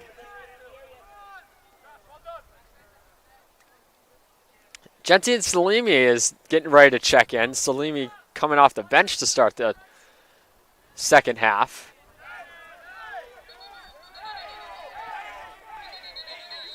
And now we're going to get a stoppage. That was very, very dangerous there from Owen Slack, who reached out after. Here we go. Now Birdie once again is getting involved, and then that was Slack who just knocked his arm off of him. Relova knocked him down out of bounds, and led to the reaction from Slack. They both got to be careful.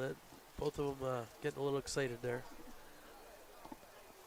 Getting a talking to from the ref, and the one thing I'm noticing too, especially as we're going to get Gentien Salimi back in, is the Eagle bench, especially the coaching staff, seems to just kind of be getting a little aggressive on the sideline now about the calls or non-calls, to a point where I don't know if it's affecting the players, and now Ted Haley's having some words with the side ref. The coaching staff, in my opinion, needs to be sure to keep their composure down the stretch. We've seen a very composed Westchester staff on our right side.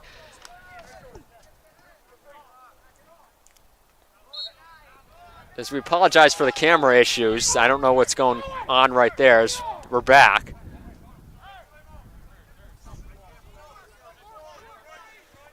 Didn't miss anything. Eagles ball right here in the middle of the field, and Anaganastiadis now going to try and bring it up. Kick backwards, and that's the Eagle defense once again. Just Westchester is all over them regardless. I don't expect the passion level to drop off. I think it'll just ramp up here, as everybody knows that one goal could make the difference.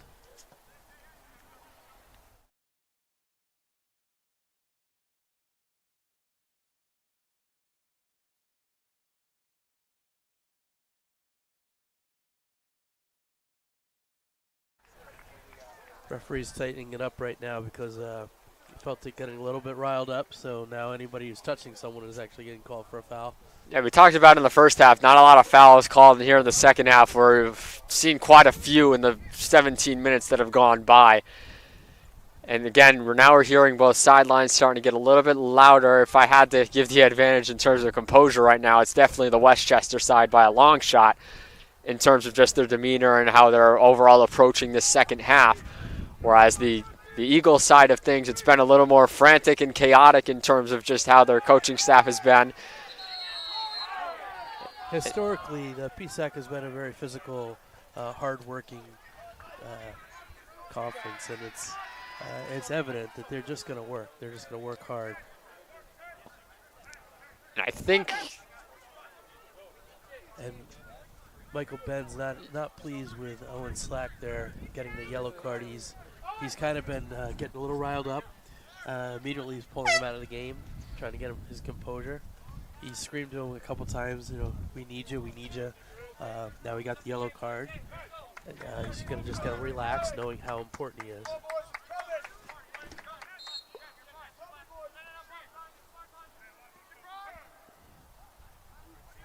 .28-15 remaining here in the second half. We're still tied at 0. So Owen Slack gets a yellow card, his first. Florindo's got a yellow card now.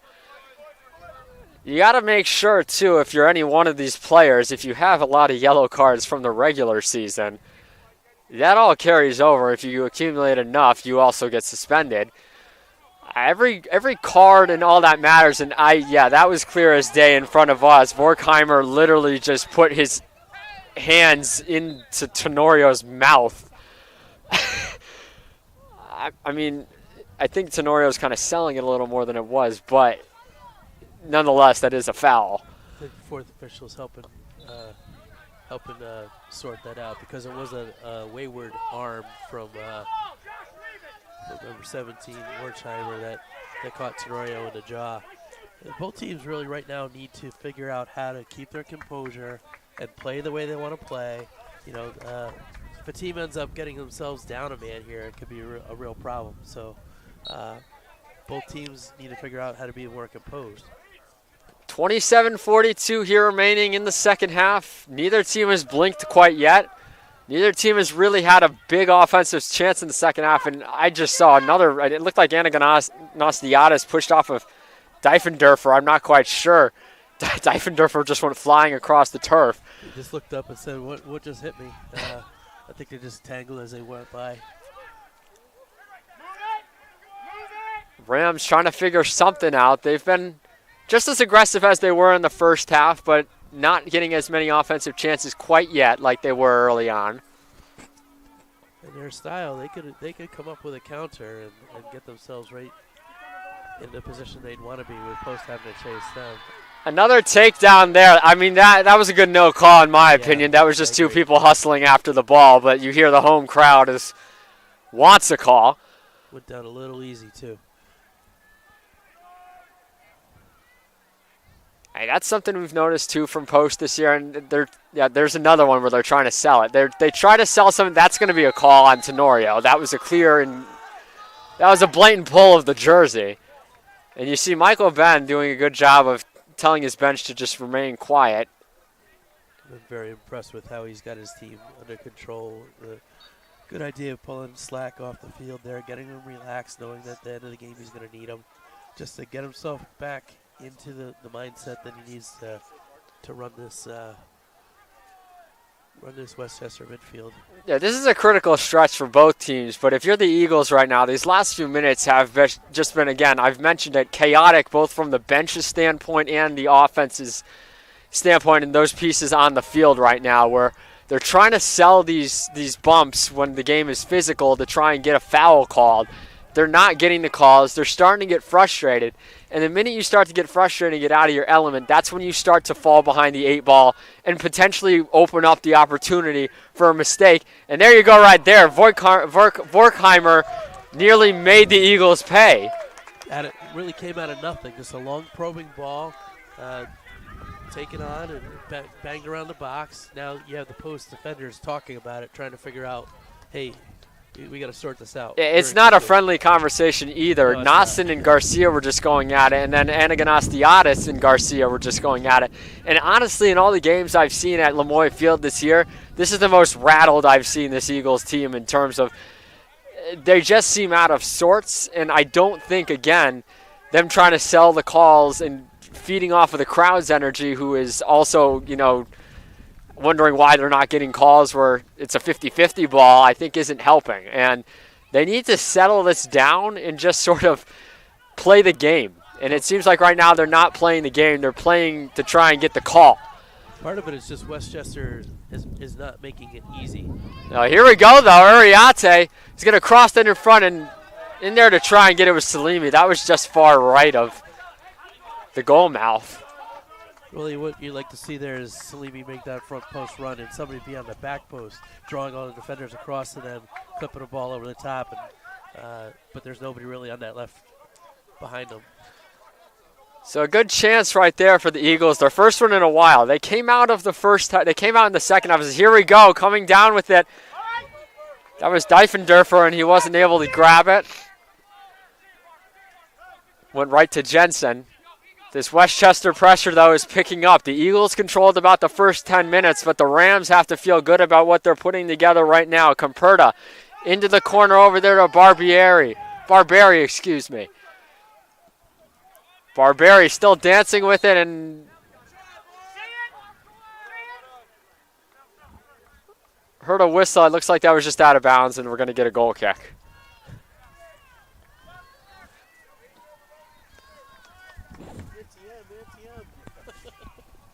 Jensen talking to some of his defenders. Birdie is way back. Not used to seeing him in the goal mouth.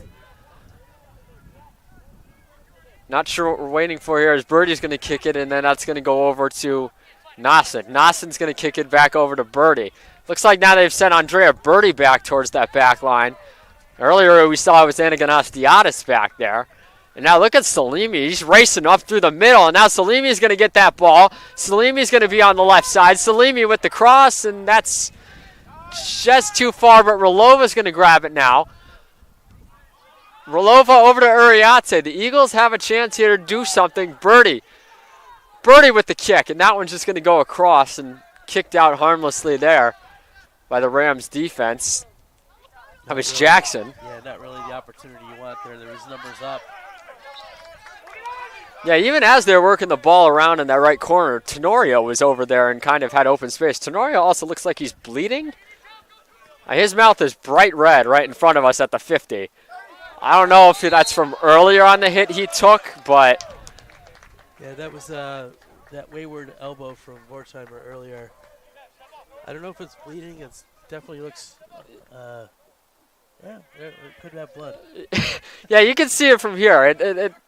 It doesn't look pretty.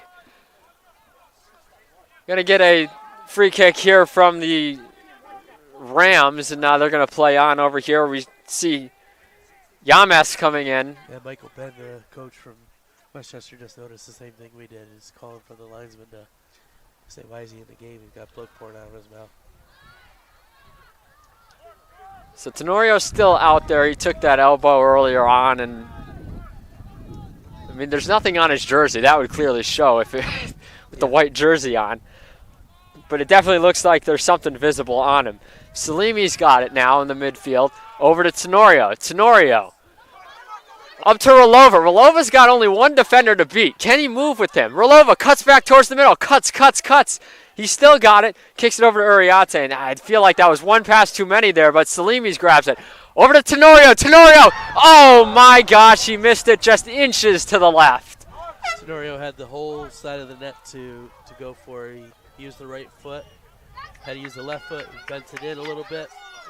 Would have been able to score that. Just didn't have the curve on it, but I mean, that was, if we had a replay of that.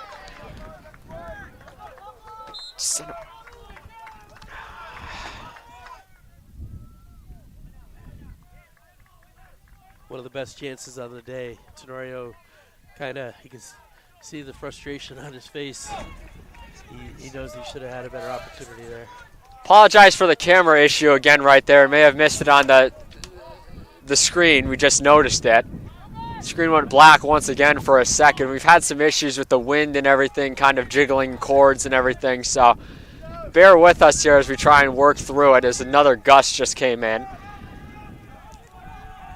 Good in the backfield with this 20 minutes to go here in the second half. We're still tied at 0-all. Eagles ball, Florindo to throw in on the far side. Tenorio over to Botungi. It was very even in the first half. I feel like Post has really carried the play here.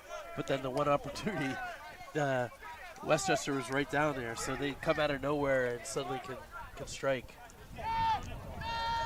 Kicked into the air, and now hustling after is Diefendorfer.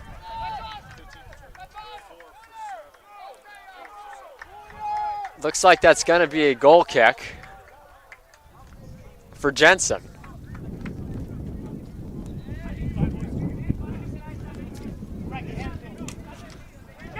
Now here comes Frankie Taylor again. Frankie made a big impact in the first half. So here comes the wind.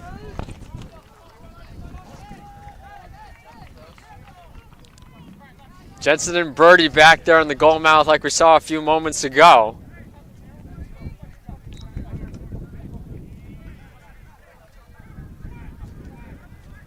Birdie holds on to it. Now he kicks it over to Tenorio. Tenorio, looks like we got a whistle. It's a free kick for the Eagles, and they're just going to try and keep pushing it. 18 and a half to go, and like we've said, it's been a very evenly matched game so far with both teams getting chances. And again, not sure because the camera did cut out if you were able to see it, but Tenorio had a beautiful opportunity to score, and he just nicked it left of the post, just outside of it. But he had all the space in the world. Eagles now have been pressuring these last few minutes. Inexplicably, right there, Jed Salimi just dribbled out of bounds, just had a bad touch and showed his frustration kicking the ball in the fence. Things aren't coming easy for Post. It seems like they've started to slowly put the pieces together, though, as this game has worn on. And they do it in bursts. It's not been a consistent one, but when they do, it's been coming in these bursts at random times, like we just saw a couple minutes ago from Tenorio and everybody.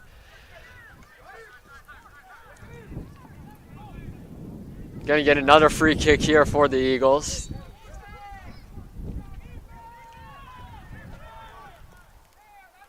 That's Garcia going to just cross it over to Tenorio. Tenorio now going to work it up. Tenorio over to Rolova. And now here comes that Eagle offense just flying everywhere, and Jen Salimi's now got it. Wow, nice move by him to keep possession of it. Very dangerous square ball. That death if you plan across your back line and somebody picks it off. Tenorio now pushes ahead. That's going to be Botungi over there. Botungi knocked down. Botungi's still on it. Botungi working. And Yamez knocks him off of it. Now we got a foul called. Looks like on Rolova, so that's going to be a... Actually, I think he called Botungi away from the ball. Like, he grabbed on to number 20. Oh, yeah. It was kind of a bizarre play. They just were away from the ball, just grabbed each other. Florindo with it there on the left side. Working one-on-one with Taylor.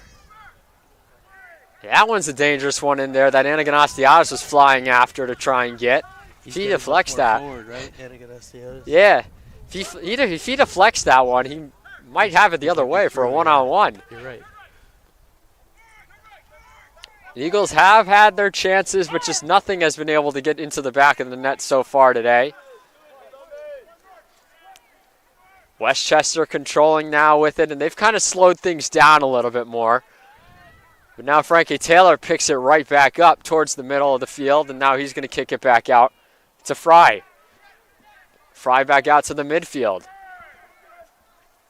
Dances back with it, and now it's over to the left side of the field to Alisea. Westchester taking their time here. No pressure from the Eagles to try and go after it. This is usually what you see Post do. This is the way Post usually plays their game. Uriarte now has kind of applied a little bit of pressure, but really not doing too much in the way of moving around. And Westchester just kind of dribbling around here with 15-20 remaining here in the second half. You can see Rolova dropped way in on this far right side, just being an extra defender. Not pushing a lot of numbers forward for Post. Just the feeling out process now for the Rams to try and get their offensive opportunity on this run. Maintaining possession, and finally the Eagles will have a chance to get it back with this throw in here. Florindo with it. Referee's looking to, he just booked Frankie Taylor for something. So Frankie Taylor just got carded. I think it was a little bit too mouthy. He's coach just yelled across the field to tell him to knock that off. That's a silly card to get. You don't want a second one. Yeah, things have settled down a little bit on both sides in terms of the benches and the crowd after we had a wild about 15 minutes or so where tension seemed pretty high. We've started to see things kind of mellow out. And Rolova just went, I think he got pulled there too, but Rolova with a nice move. Rolova towards the middle and Good blocked it. Oh, excuse me, not Good. That was Markopoulos in front blocked it before it could get to Good. Rolova for Post and James for Westchester just had a one-on-one battle.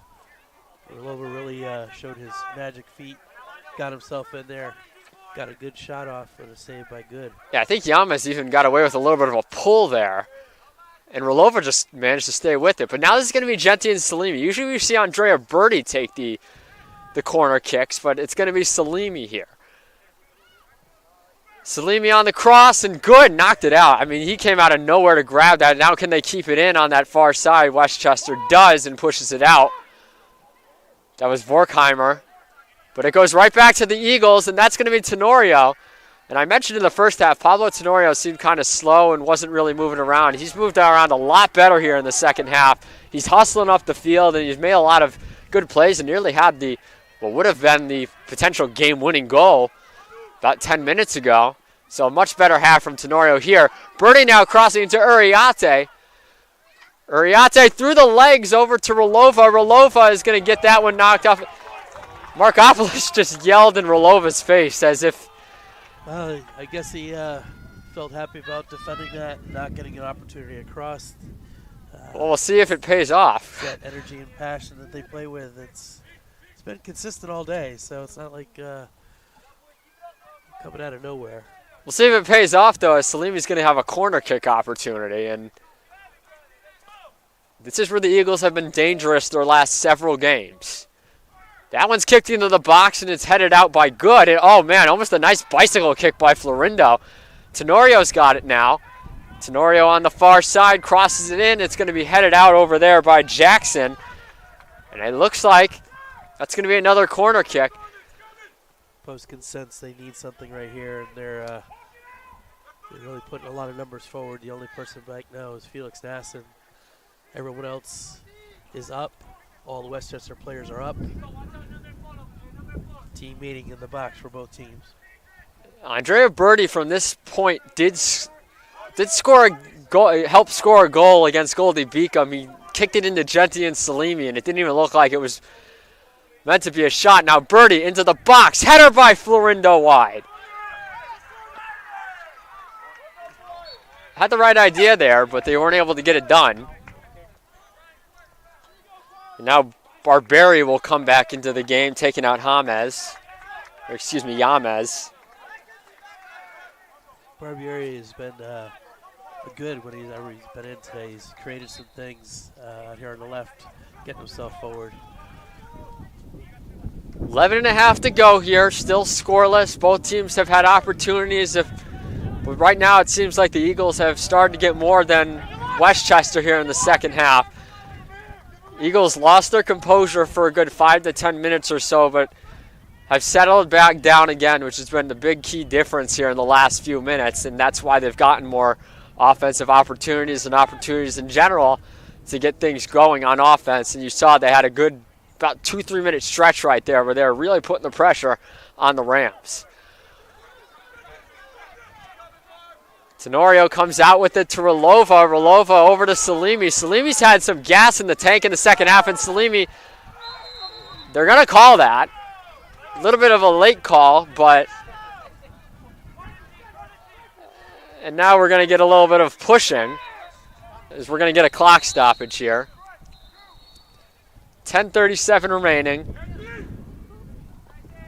Tensions are starting to run really high here. That was Alisea. And Alisea is going to get a yellow card. Salimi didn't like the contact made there. When he got up, Salimi had made contact with him.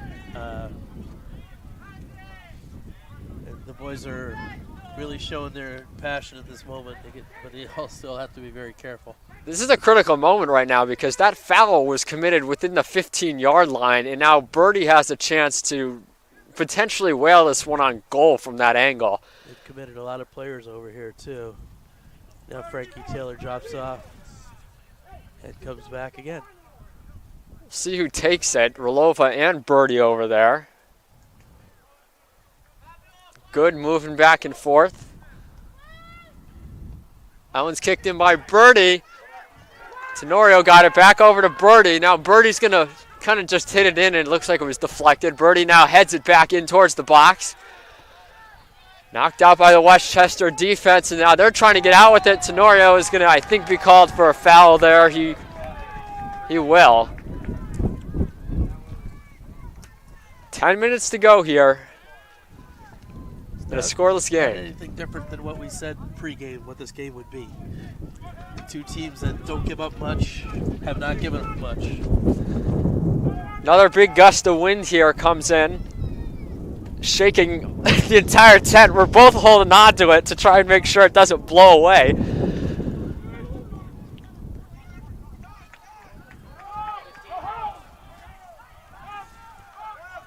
And now Good back with it with 9:40 to go here. Kicks it to the other side of the field. The sun must feel a lot better down there than it does up here because there is none right now underneath the tent. We get the worst of both. We get the wind with no sun. It's true. Now here comes Frankie Taylor. Oh, Taylor had a golden opportunity, and I was nearly grabbed by the fans in the stands. Jensen's going to have a goal kick here. Now coming back out is Comperta. They've rotated people there. Clatterback usually has been more influential coming off the bench. Tushy and Clatterback are two people that coach called out. Guys who come in and make a difference off the bench.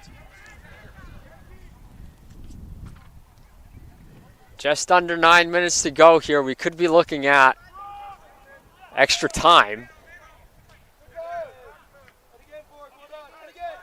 And, I mean, it would be pretty fitting to have it with two of these teams who have pretty much had some of the best defense all year in terms of goals against, which we talked about in the pregame.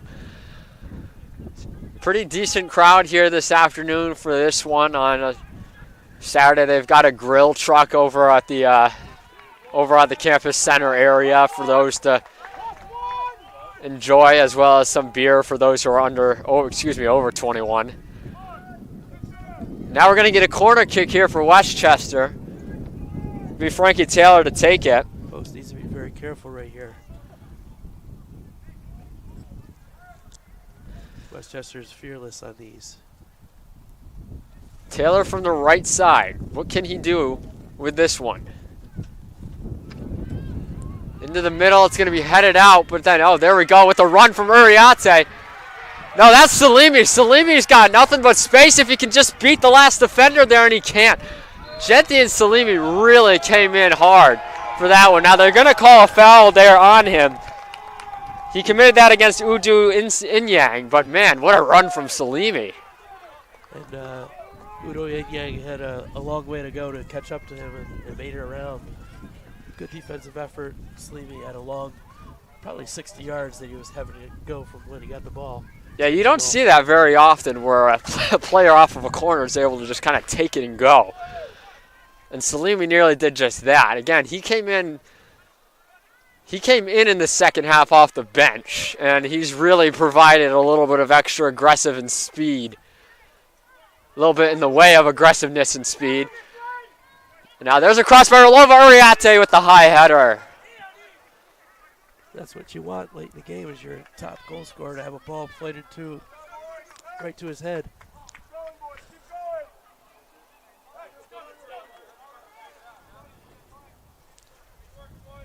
Good's going to kick this one away on the goal kick.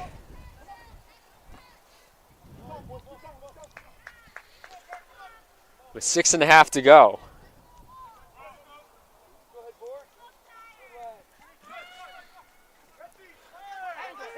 That one goes towards the other side, and now Uriarte's got it. Uriarte over to Florindo. Florindo kicks it back. Anaganastiadis. Nassen now. Now Botungi towards the 50, and now Uriate's got it down the right side. Uriate trying to work around people. Now Rolova's trying to work around somebody. He gets pushed off with the ball by Markopoulos. Great defense there by the Rams to just avoid Rolova having a one-on-one opportunity with Good.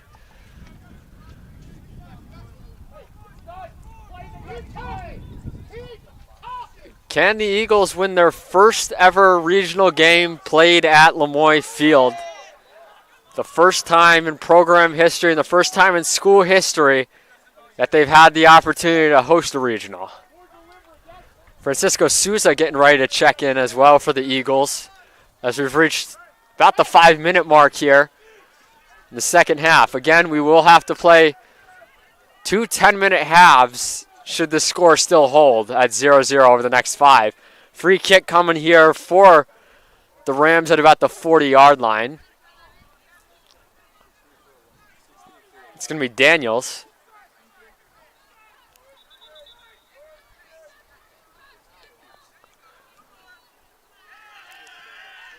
Referees are, it looks like Anagon Ostiatis and Markopoulos were talking, or Markopoulos and Tenorio. I'm not really sure. I think it's Tenorio. Actually, I think Markopoulos just tweaked his ear. It was kind of a strange thing. He's still talking, it looked like, too. That one's kicked in deep, and that was headed by Jackson. He's upset with himself because he thinks he had a chance, and it went wide left. Jensen with the goal kick now with 4 to go.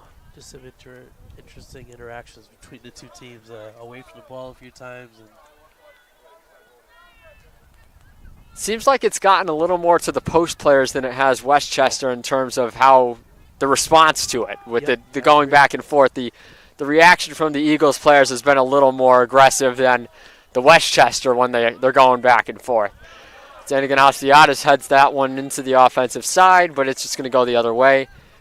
Back to Westchester. Thrown in. And Rolova's got him. But that's going to go out, and it's going to go right back to the Rams yet again. And it'll be Alsea going to throw it in. Alsea throws it in deep, and Botungi wanted a call. Wasn't going to get it. Botungi now up the other way with it to Tenorio. Tenorio back over to Rolova.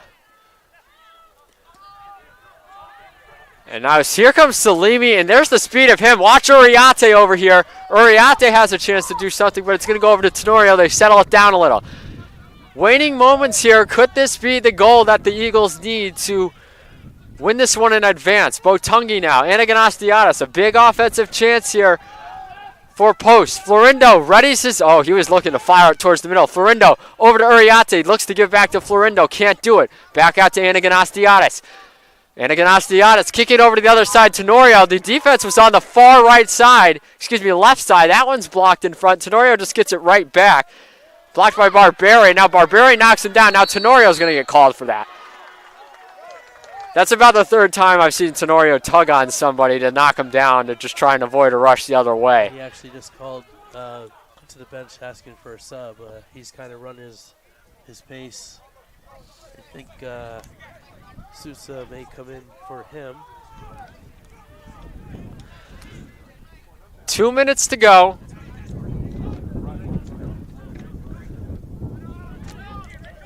And Rolova's going to grab that one, and Barberi just comes in and knocks it away. And now here we go with the sub. It's going to be Owen Slack back into the game. He got that yellow card earlier. That's something to watch. Devin Fry coming out. Slack has a yellow card, so keep that in mind. Michael Ben got him calmed back down, but he's very important for this team as he does lead the team in shots. You got an engine. Thrown in deep, and that was kicked out by Tenorio. I mean, that was a dangerous one there. And flying in to try and grab it was Jackson. Now Uriate. Minute and a half to go. Uriate. Now look at Salimi. He's going to try and run in. Good's going to come out to grab it. Man, that's dangerous if you're Good coming that far out. Tenorio now has it. Tenorio up at the 45. Tenorio working on Slack right there, and that was going to be kicked back out. Back into the backfield. Nassen's got it. 1:10 to go here in regulation. Florindo now at the 50. Florindo backpedals it. And we'll have 1 minute remaining in the second half. Uriarte now near the 50. Throw in for Westchester. And they're looking to do something here with it. That's Frankie Taylor with it. Taylor's going to kick it over. Can't see the number over there, but it's back to Taylor. And now Taylor's going to look for a shot. It's blocked in front. Taylor gets it right back, and now it's over to Vorkheimer. Kicked high and wide, and now we're going to get a goal kick here for Jensen. Just taking a shot, just trying to get something. And we're headed for overtime unless the Eagles make a quick run or Jensen kicks into the net from the opposite side. With 15 seconds to go here, Jensen's just going to take his time. I don't want a mistake here that would end up costing you. 9, 8, 7, 6, 5, 4, 3, 2, 1, 0. And at the end of regulation, the score is Post University 0, Westchester University 0. And we're headed to overtime. So there will be 2 10-minute overtime frames coming up here, a total of 20 minutes. They'll play the first 10 momentarily, and it's not the first goal that wins. Whoever is winning after the 20 minutes will win today's game and move on. And if the game is still tied, we'll head to a 5-round penalty kick.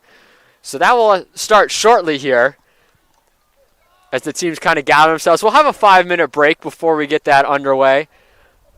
And we'll take a quick break here to ready ourselves for the overtime here on the broadcast. 1-1 your score, Post University and Westchester here in the second round of the NCAA tournament.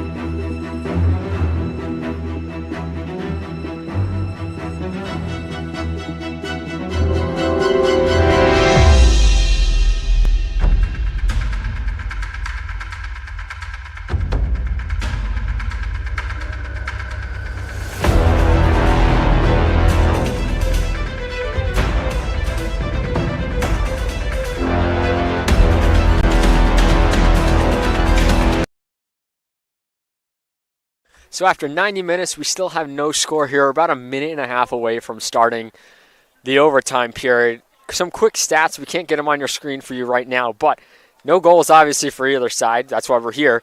10 shots to 6 in favor of Post. 1 shot each on goal for both teams still. Corners went 5-4 in favor of Post after it being 3-1 in favor of Westchester going in to the halftime. The Westchester Rams have accumulated 3 yellow cards to the Eagles just 1, 15-12 in fouls in favor of Post, 2 offsides apiece, 1 save each, and then obviously the shots faced are as follows. So we have a minute to go before we get ready for the the first overtime, and we'll get things underway shortly as both teams are huddled up. And while we're doing that, we'll get you some scoring updates as well from around the world of Post University because there are multiple games going on. It's 48-7. The Eagles football trails. That's their final game of the year. They're playing Division I Wagner right now. So they scored in the first half, but when did they have trailing? They still trail in that one. St. Thomas Aquinas is taking on our men's basketball team, and I don't see a score right now for that one on my screen. So unable to get that one for you at this time. And then women's basketball just got underway a little while ago. They're taking on St. Anselm up in Manchester. That one also seems to not be coming up at the moment either. They got underway about an hour ago, but no score update for you on that one. And then women's ice hockey's down taking on... They're at the ice rink down in Shelton taking on Assumption, which the men will do later. They're live on YouTube like we are. It's 2-0 Assumption after the first period. They're getting ready to start the second half. We're just about to get underway with the 10-minute overtime frame right now. And Keith Davis, what do you think is the key for these teams in this overtime frame? I mean, it was pretty evenly matched that entire second half. But I give the advantage to Post, I would say, in terms of the overall play in that second half. Second half, yeah. I heard that from the bench on Westchester, a couple of the captains imploring their team to keep their composure, keep their shape, don't get switched off. Because if we switch off for a second, they could score on us. I think the fact is that Post has seen some real good opportunities. They just haven't finished. And something that Ted said has haunted them all year long, and he feared it going into the NCAA tournament. It's like when you get an opportunity in the NCAA tournament, you have to bury it because they don't come. Because the teams that make it through, like Westchester, that are so sound defensively, you can't waste an opportunity like that. So I think the key here is keeping the composure for Westchester. I think it's just continuing to run at them for Post. And I just have a feeling we're going to be watching penalties here later today. That's just my feeling at this moment. Yeah, I mean, you mentioned the missed opportunities, and Pablo Tenorio had a golden one that went just left of that goal, that left goal post. He had Daniel Good beat. Eagles had a few chances in the first half as well that just went wide of the net, and in that second half that went just wide of the net. So they've been knocking on the doorstep, but like you mentioned, Ted Haley saying all year, we just haven't been able to quite finish on those opportunities, and we've seen it hopefully not come back to haunt them today, but they've had their chances to win this, and Westchester's been able to hang around and avoid disaster at times, and it's going to be the first one that blinks first that loses this one, and we're off here in the overtime frame. 10 minutes to play here, and then we'll play 10 more right after this. So, again, if you see a goal here, the game is not over. You played the entire 20-minute overtime. No golden goal rules here. And then we do have a couple of other cameras set up as well, so we will be able to bring you the penalty kicks from field level instead of from the wide angle. If we get there. If we get there. One goal may be the difference between going to the third round or going home today for either team. Rolova now's got it, and he's been a big factor here in the second half. And to start this first overtime frame, he tries to do it right there again. Back out to Florindo now. Wind has calmed down for the time being, which would bode well for both teams in terms of trying to get some rushes up the field and some long balls. But not going to hold our breath that it stays that way for too long because it hasn't stayed that way for a majority of the afternoon so far. Throw in here for the Eagles. So in this first overtime, the Eagles will be still shooting to the right like they were in the second half. Then they'll flip in the second. Anaganastiadis into the backfield with it to Nassen. Pressure coming from Westchester there. Watch Felix Nassen. He just floats back there. He just gets to everything calmly, never seems flustered. Now Souza pushes it up. Botungi's got it. I mean, he's got Rolova right there. Rolova's got it now. Rolova on the cross. Oh, man, Uriarte just missed the header. perfectly set up, and Uriarte just came flying in a little too late. Wasn't able to get ahead on it. There was the chance again for the Eagles to potentially put one in the back of the net. But they've definitely flipped the field so far. Since that 10-minute stretch where I mentioned that the coaching staff and all the players were really getting out of hand in terms of just they seemed very uncomposed on the sideline. They settled down, and then you saw a different Eagles team over the last 20 minutes, and that's what the difference is. If you get rattled, if you start to play a little bit, chaotic, you get out of your game plan because you're trying to force stuff. They're not trying to force anything here. Florindo, cross, Uriarte. Oh, man, he just missed it again. Just got a little toe on it, but it didn't direct it the right way. But they are running at them now, which is a good sign for Post. Botungi now has it. Back over to Souza, back to Botungi. Crossed in there by Rolova, too far for Florindo. So Uriarte's had 2 great chances in the first 3 minutes to give that what could end up being a crucial 1 goal that wins this game for either side. You just never want to have to rely on penalties to get you through. It's just not. It's just such a crapshoot, and you want to play the way you want to play in overtime. And so far, Post has. Westchester seems to be dragging a little bit. They got to get that energy level back up. You got to wonder, if you look across both teams, if Westchester was playing more for the penalty kicks, if maybe they feel that they have a better advantage. If they can just get through the 20 minutes, then Post, then maybe they know something we don't in terms of personnel that would help them get through that penalty kick session to advance. Survive and advance is the name of the game. The Eagles this year are 2 for 3 on penalty kicks.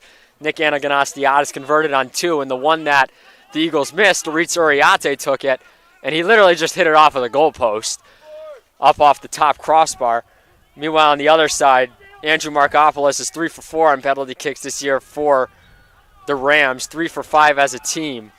Westchester is. 3 out of his 6 goals came off of the penalties. Andrew Markopoulos. It's pretty impressive, 6 goals as a center back. Of course, the 3 penalties do help that.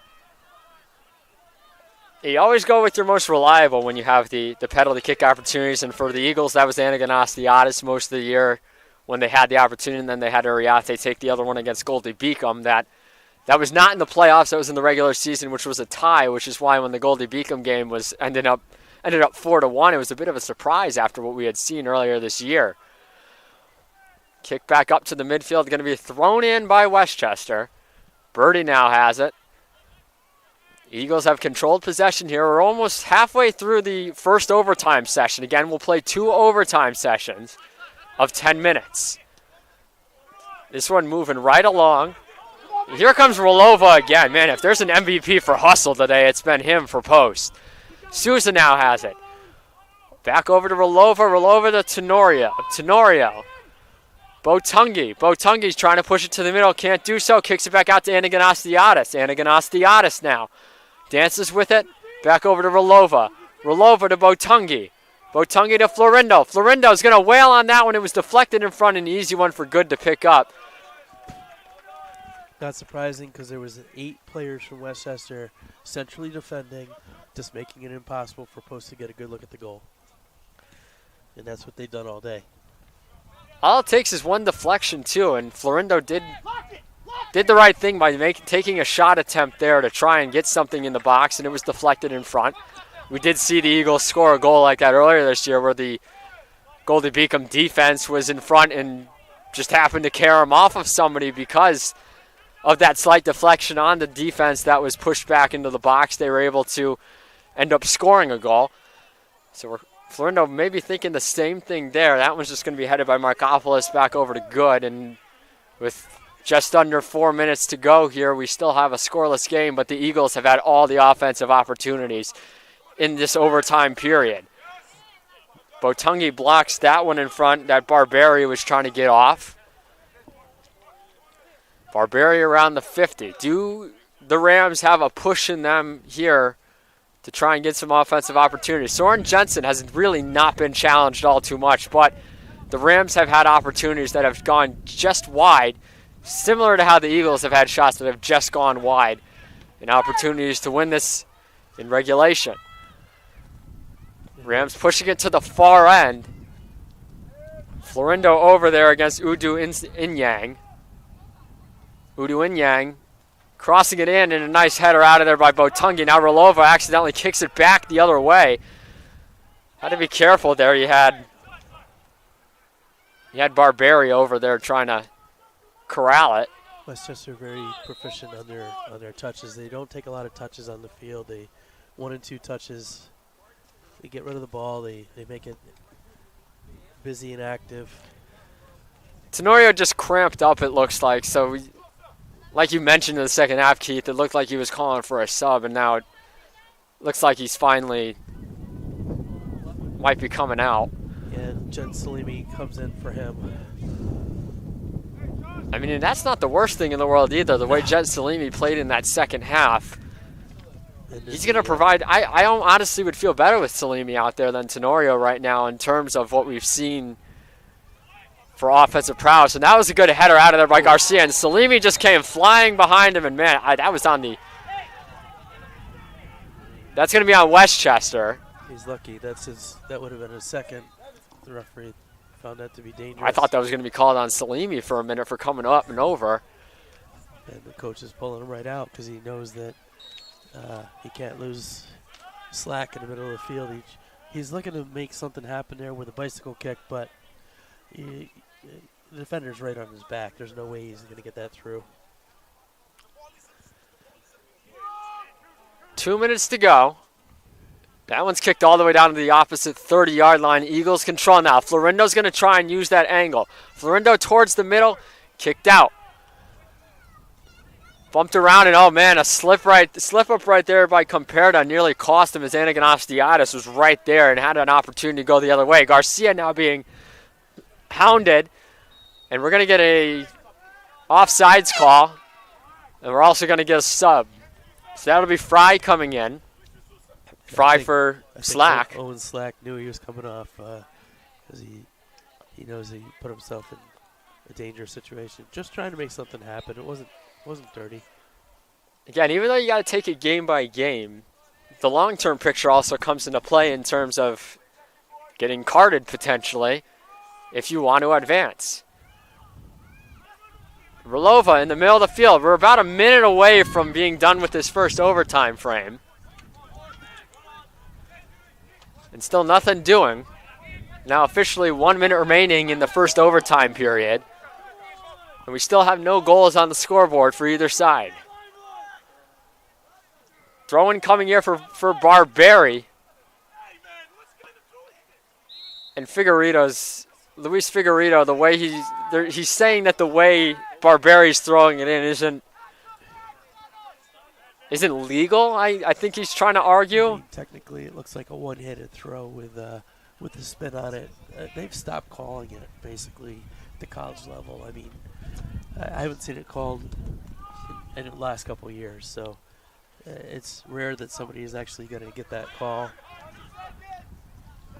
Waning seconds here. Now we got a rush coming down the field from the Westchester, but then it's kind of quelled there by Post, and now we got 10, 9, 8, 7, 6, 5, 4, 3, 2, 1.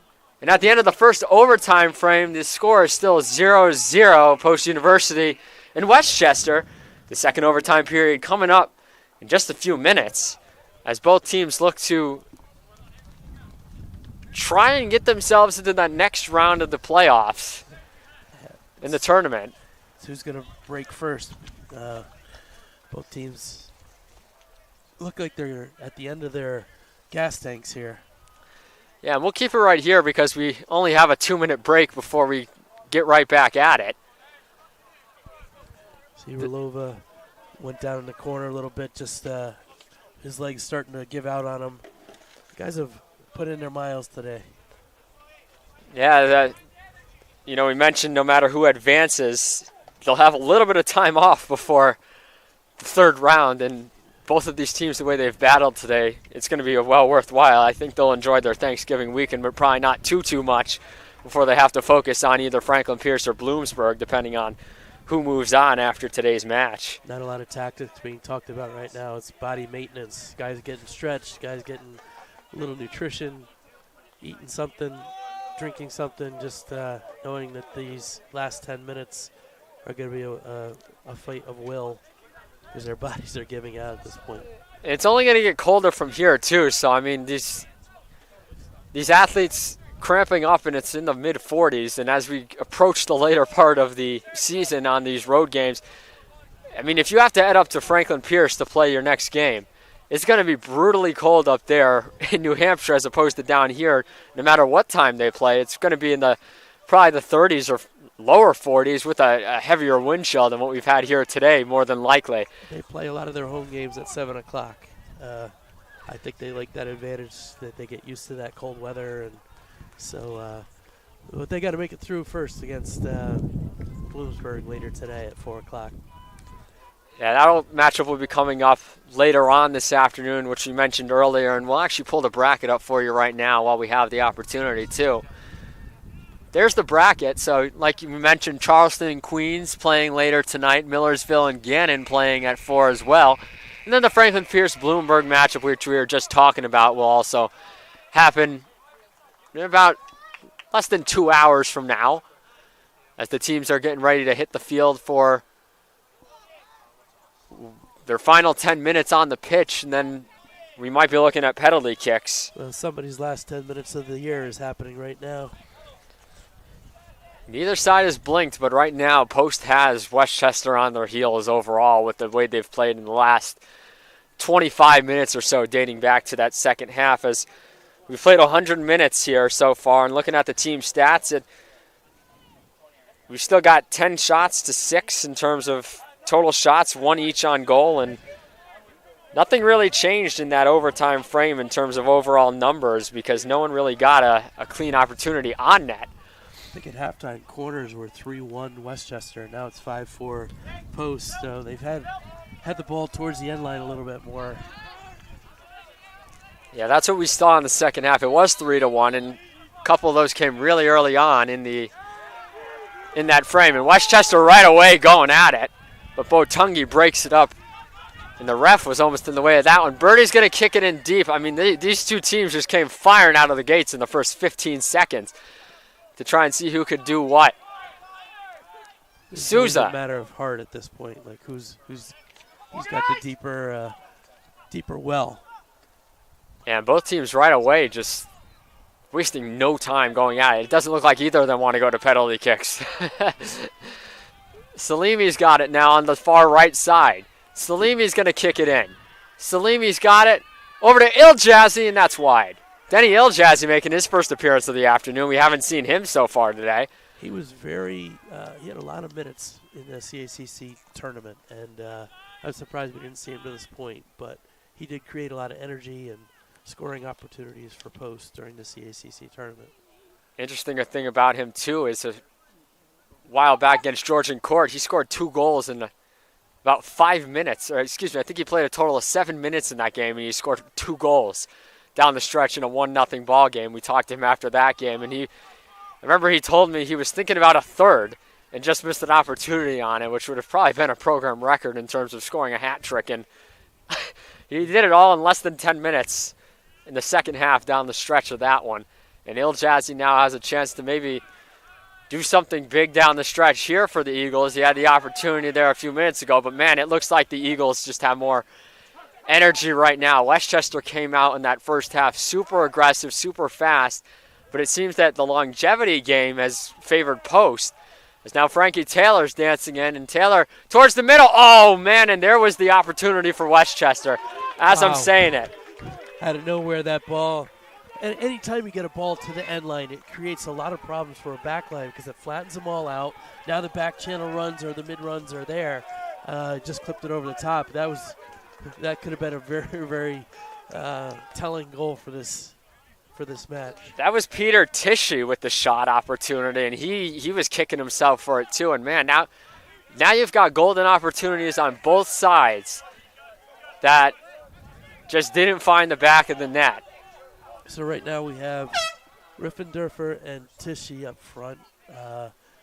Tishy, I think these are his first minutes of the game, and he's somebody that Coach Michael Ben has been looking at all year long as a energizer off the bench, and nearly had some a memory to last a lifetime with that. Then you just saw Andrea Berti came out for Tenorio, so Tenorio got stretched out and looks like he's good. I think Berti's confused why he came out. He looks like he, on the sideline right now, wanted to still stay out there. He played every minute up to this point. He may get back into the game right before the penalties. Yeah, it looks like Luis Figueiredo was talking to him about what the plan was here. Get him a few minutes here. And now you got Uriarte running, and he's got space. Uriarte over to Souza. Souza dances with it. Souza the cross. Oh, man, he just missed that one wide right. And they're arguing for a deflection. Tenorio says that it was deflected. They got a deflection, so it's a corner. But that's a great opportunity there by Souza. Here we go with the corner. You can mostly see it on your screen. You got a few people walking in front, but we're doing the best we can on the shot here. Salimi into the box, and Goods grabs it. Salimi limping on as he coming out of the corner after that service. He didn't play in the CACC semifinal as they tried to rest him. We're almost halfway through this period of overtime, and again, this feels like it's just destined for penalty kicks the way these two teams play defense. But Tishy had his opportunity. Tenorio, the two 14s today had the best opportunities to give their team the win. Neither one was able to convert. Denny Iljazzy's got it, and man, that was an aggressive play right there by Jackson. And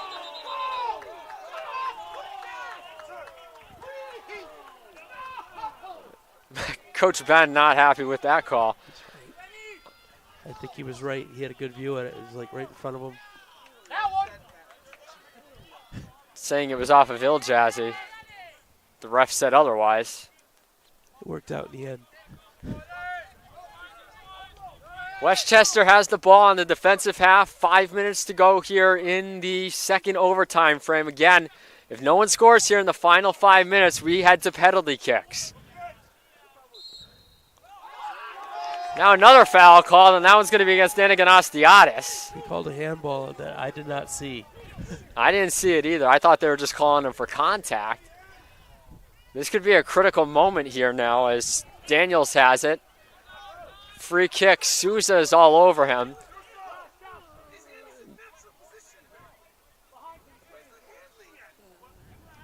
The coaching staff for the Eagles arguing that his hand was in natural position. I didn't see the handball. I thought it was just a contact call. That one's wailed in there, and it's going to be knocked over. It looks like Uriarte may have got a piece of it, and then Botungi got it. Kicked out harmlessly. 4 minutes to go, and we're going to get another foul called where? I think he said he backed under him there. So I think that was called on Francisco Souza.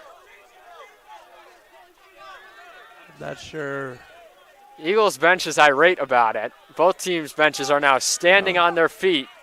Anytime there's these free kicks that are in this close, they're just danger. So it is. You want the referee not to be the one deciding that, but that's what they're getting paid for. Here comes that kick in. And it's headed high. That was Cooper Jackson on the left side, heading it high off of the nice pass in by Josh Daniels. Man, it's been a tale of two overtimes. The first overtime was all post. This one has been all Westchester, but neither team blinking yet somehow. I mean, it's just missed opportunities deep in their boxes. 3 minutes to go. And Jensen kicks this one away. About 55 yards. Anaganastiadis now has got it. Florindo bouncing around with it. Tenorio can't quite get it. And now the other way, Iljazzy is going to run after it. That one's going to go out, and they're going to give it to the Eagles, and they're off to the races. Iljazzy down the field. He heads it in, and I don't know what they want a foul called for that. Iljazzy jumped into him. Yeah, well, they felt the same thing that happened down here on the other end. I think that's why they're asking for those calls to be made. And now that one's going to be called against Tishy. He just got a large piece of Felix Nasson. Looks like that's...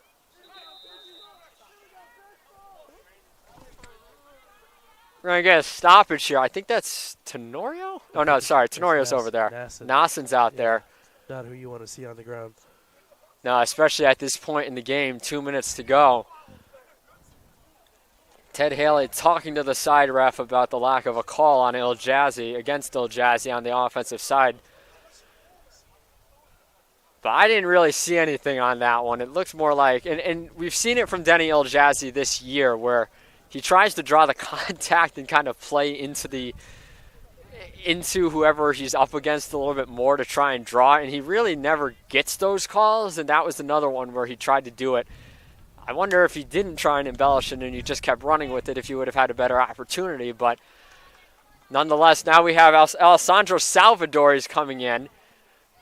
Nasson exiting. Nasson, again, the CACC's Defensive Player of the Year. But he also missed the semifinal because they were trying to rest some knocks that they had. So you don't want to risk him going forward. He's walking off very gingerly. And with a week off, obviously, no matter how, if this one shakes out in Post's favor, you have a chance to get Nasson back and DeToli, depending on how these next 2 minutes and then potentially penalty kicks shape up. Nasson still coming off of the pitch. Eagles getting ready for a free kick. Way in the back, Anaganastiadis. Let's play. 2 minutes to go here. Salvadori played quite a few minutes along the way, too. So it's not like he's an inexperienced player. I believe he started the quarterfinals game as well for the Eagles, so he's got experience in these moments. Botungi now with the kick, and Goods got it. Sort of the first straight-on looks at goal all day long. Really good attempt there. And now Westchester's good, going to kick it away. Garcia heads that one back the other way. Hustling after D'Souza. He's going to lay off it as El Jazzy goes for it, and now it's going to go towards the Rams' direction. 1:30 to go. Anaganastiadis heads it over to Uriate. Uriate, and now it's going to be El Jazzy trying to get off to the races. He's got one man to try and get it from Markopoulos. Couldn't do it. El Jazzy, a nice slide, and that's just going to go out. The Eagles rushing Uriate now to Salimi. Salimi over to Uriate. 1 minute, 10 seconds to go here in the second overtime. Anaganastiadis, 1 minute remaining in the second overtime. That one's kicked towards us, and it's Michael Benn with the nice stop there. Westchester really rushing it now. The pace has really picked up in this final minute. That's Vorkheimer. Over there, over to Tishy. Tishy crosses it in. Garcia, nice breakup. And now we're not going to get now we are going to get a call there. And it's actually going to be against Westchester. I actually think that was right because he impeded his path to the ball there. He got his body in the way. If you see he was on a straight line to get to it, he undercut him a bit. So things have ramped up really fast here. Now Soren Jensen kicks it away. 30 seconds left. Uriate, that one bounces off of him. Can we have some magic at Lemoy Field for this final game in the NCAA tournament here? 14 seconds left, 13. We're counting down from 10, 9, 8, 7, 6, 5, 4, 3, 2, 1. And we're headed to penalty kicks as the score after both overtime frames. It's still Post University 0 and Westchester University 0. Those will be coming up shortly. As like we thought, this was going to be decided by one goal, and that's pretty much what it's going to come down to. Who's going to flinch first in the penalty kicks? We're going to take a quick break as they settle this thing down and we get our camera operator set up when we figure out which goal they're going to be kicking on. But we still got a 0-0 score here in the NCAA tournament, the second round. Post University in Westchester.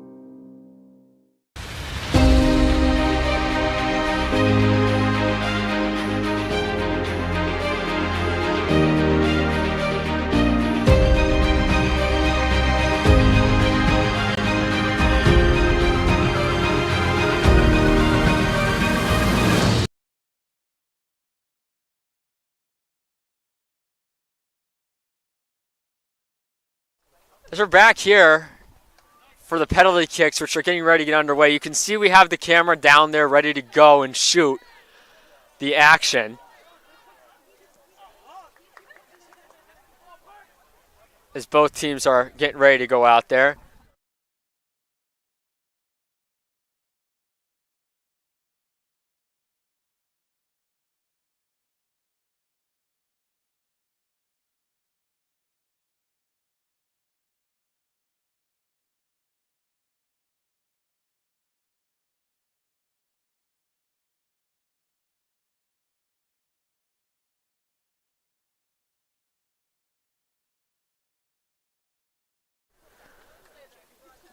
Both teams huddling up, trying to see who will take it first. They had to clear some fans out, so from the angle that you're seeing right now, there are fans that were directly behind the net, which you can't have because they would be creating a distraction. But we couldn't do the penalty kicks on the other side because the sun would have been right in the player's eyes. So this will be the first time we've seen penalty kicks this year. Both teams readying themselves on the lines. All the Eagles fans have kind of moved towards the middle of everything.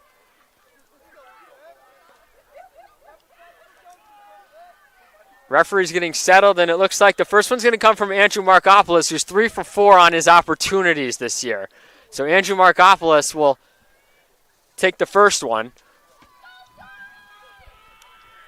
You want your dependable kicker to score one early, set the tone for the rest of your team. And again, Soren Jensen hasn't had to really face this. Might honestly be the most shots that Jensen will face in a game this year.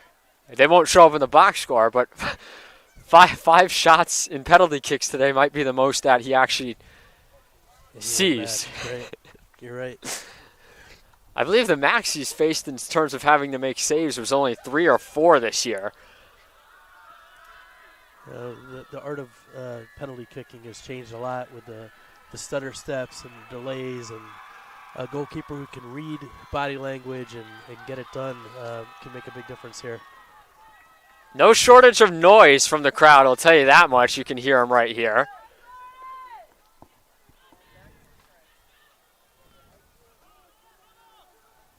As Markopoulos readies himself for this one.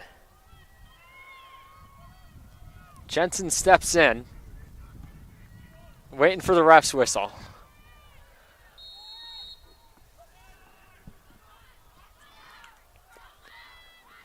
And a nice save by Jensen. That's a huge momentum shift right there to stop that early one, especially on a guy who's dependable like that. Jensen used all 6'2" of his frame to get out there and stop that. 6'6", excuse me. What a beautiful stop by Soren Jensen. He keeps this game keeps the penalty kicks at 0-0. Now here comes the shot for Andrea Berti. Again, first round of this. And a nice save by Good. Unbelievable save. You got a hand on it, went off the crossbar. These two keepers are going to battle through this.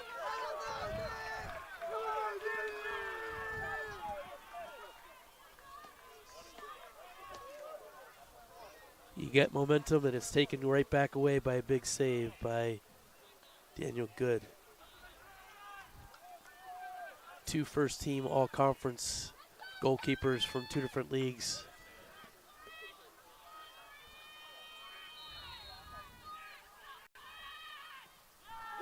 And that one's in the back of the net.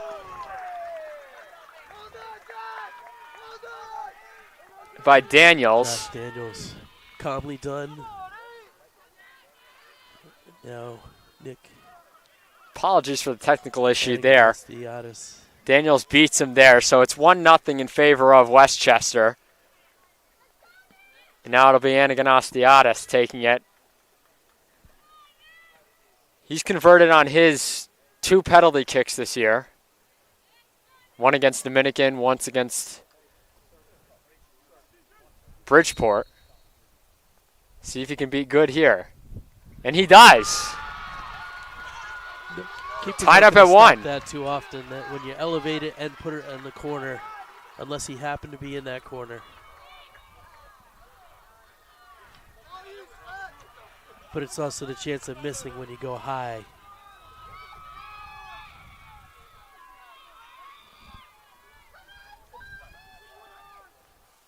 So a good shot by Anaganastiadis, ties up as 1. And Owen Slack. That'll be Slack now. Westchester. Third round coming up. Slack. What a nice save by Jensen.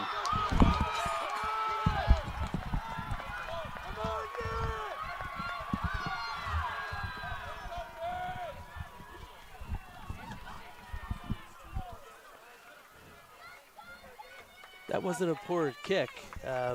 It was on the side. It was elevated. You do get it up where your hands, the keeper can get his hands on it. You either want to go real low or a little higher than that, but big save by Jensen. Beautiful stop. Again, this is the third round of penalty kicks. That's going to be Denny Iljazzy, who we talked about there in the overtime. Here comes Iljazzy. Oh, man, he just missed wide of the net there. And we head to the fourth round tied up at just 1 apiece. This would be fitting to go about 25 rounds with how both these teams defensively have been so tight. But you want to get it on frame and make the keeper have to save it. It's going to be Ryan Yamas. Jazzy not too pleased. So Jensen steps up again with a chance to regain the momentum back. We're tied at 1 after 3 rounds. Can Yamas give Westchester the lead in the penalty kicks, or can Jensen come up big again? He just came up with a big save a minute ago. Trying to make it 2 in a row to keep this one tied at 1 and give his team the upper hand here in the PKs. Oh, and that one's off the crossbar. This is kind of unbelievable.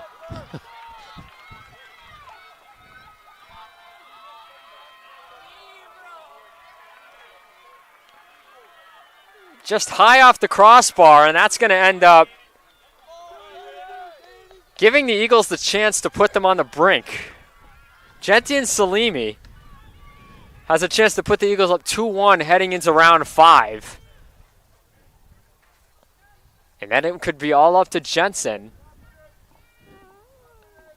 if the Eagles will advance. Salimi readies. And he's got it in the top left corner. Well, that elevation on that shot with the power.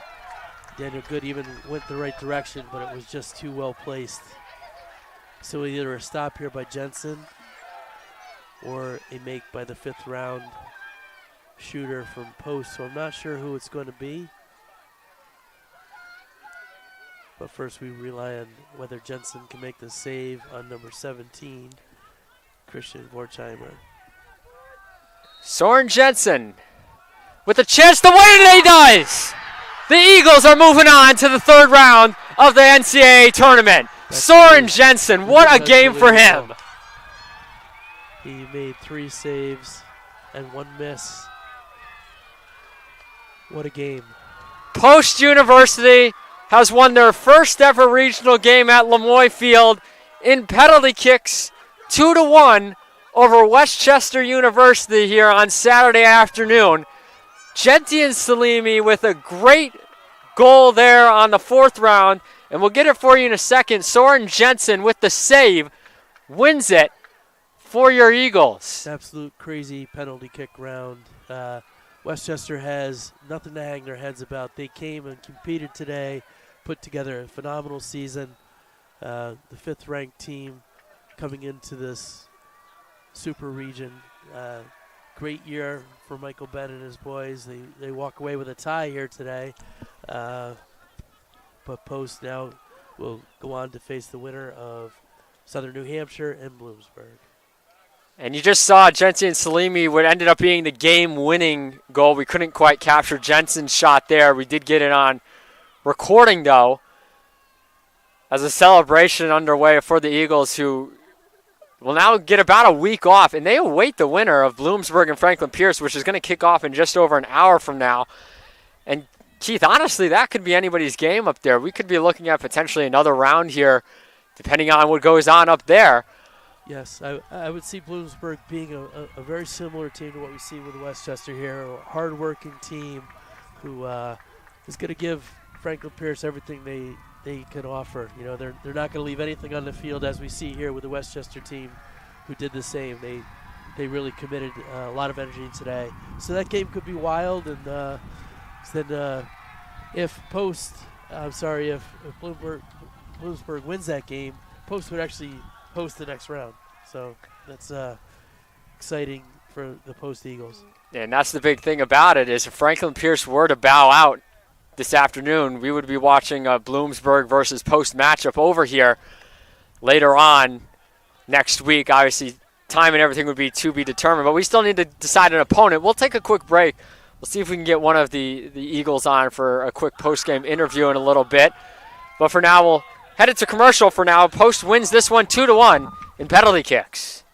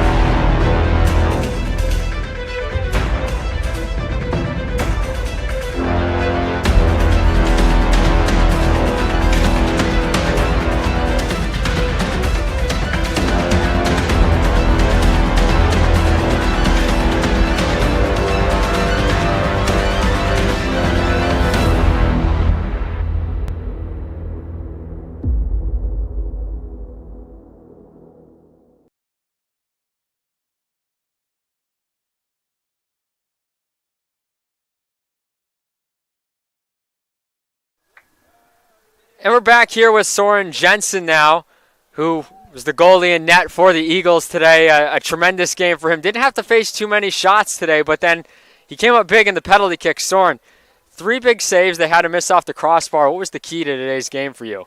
In the penalty shootout is I trusted my research. I helped other guys, trusted my gut, and just believed in myself. You seem to have them all figured out there. I mean, they only got one by you, and the other 3 were right off your hands, and then obviously went off the crossbar there. But what was it like for those first 110 minutes out there where you guys were battling back and forth with them in that? It was tough. They came with a lot of physicality, which we knew they would. They were a very good team, came straight at us with great energy, so very good team to play against. And you now potentially have the opportunity to host the 3rd-round matchup here. We don't know yet because Bloomsburg is taking on Franklin Pierce. What's the mindset going into the next round, no matter who you're facing? Does the game plan change depending on which team you face, or is it pretty much the same either way? Of course, there's a few details that needed to be adjusted to whoever we meet, but we just take it one game at a time and believe in ourselves to go all the way. And that one game at a time mentality, I know you mentioned that when we spoke earlier this year. How has that really helped propel this team to this point and into now the next round of the tournament? It's just to keep fully focused on what's coming next. If we don't win this game, if we don't win the next game, we're not going to go any further. So we have to be present and be ready when we play. Is there anything else that you're looking forward to now? You got about a week or so off before the next round. What's the next week looking like for you guys? A nice Thanksgiving. I'm going to Colorado for a few days, but then practice. Soren Jensen with us today. A great job in net for him in goal. Eagles again moving on with this victory in the penalty kicks, 2-1. Soren, thank you for joining us today. Thank you for joining us today here on the Nest Network for the 2nd round matchup in the NCAA tournament between your Post Eagles and West Chester University. Stay tuned to the Go Post Eagles website to find out more, and our social medias to figure out and learn who we're playing next, when we're playing next, because it'll all be decided later on this afternoon. We appreciate you joining us today here on the CACC Network, YouTube, and across the NCAA websites. Okay.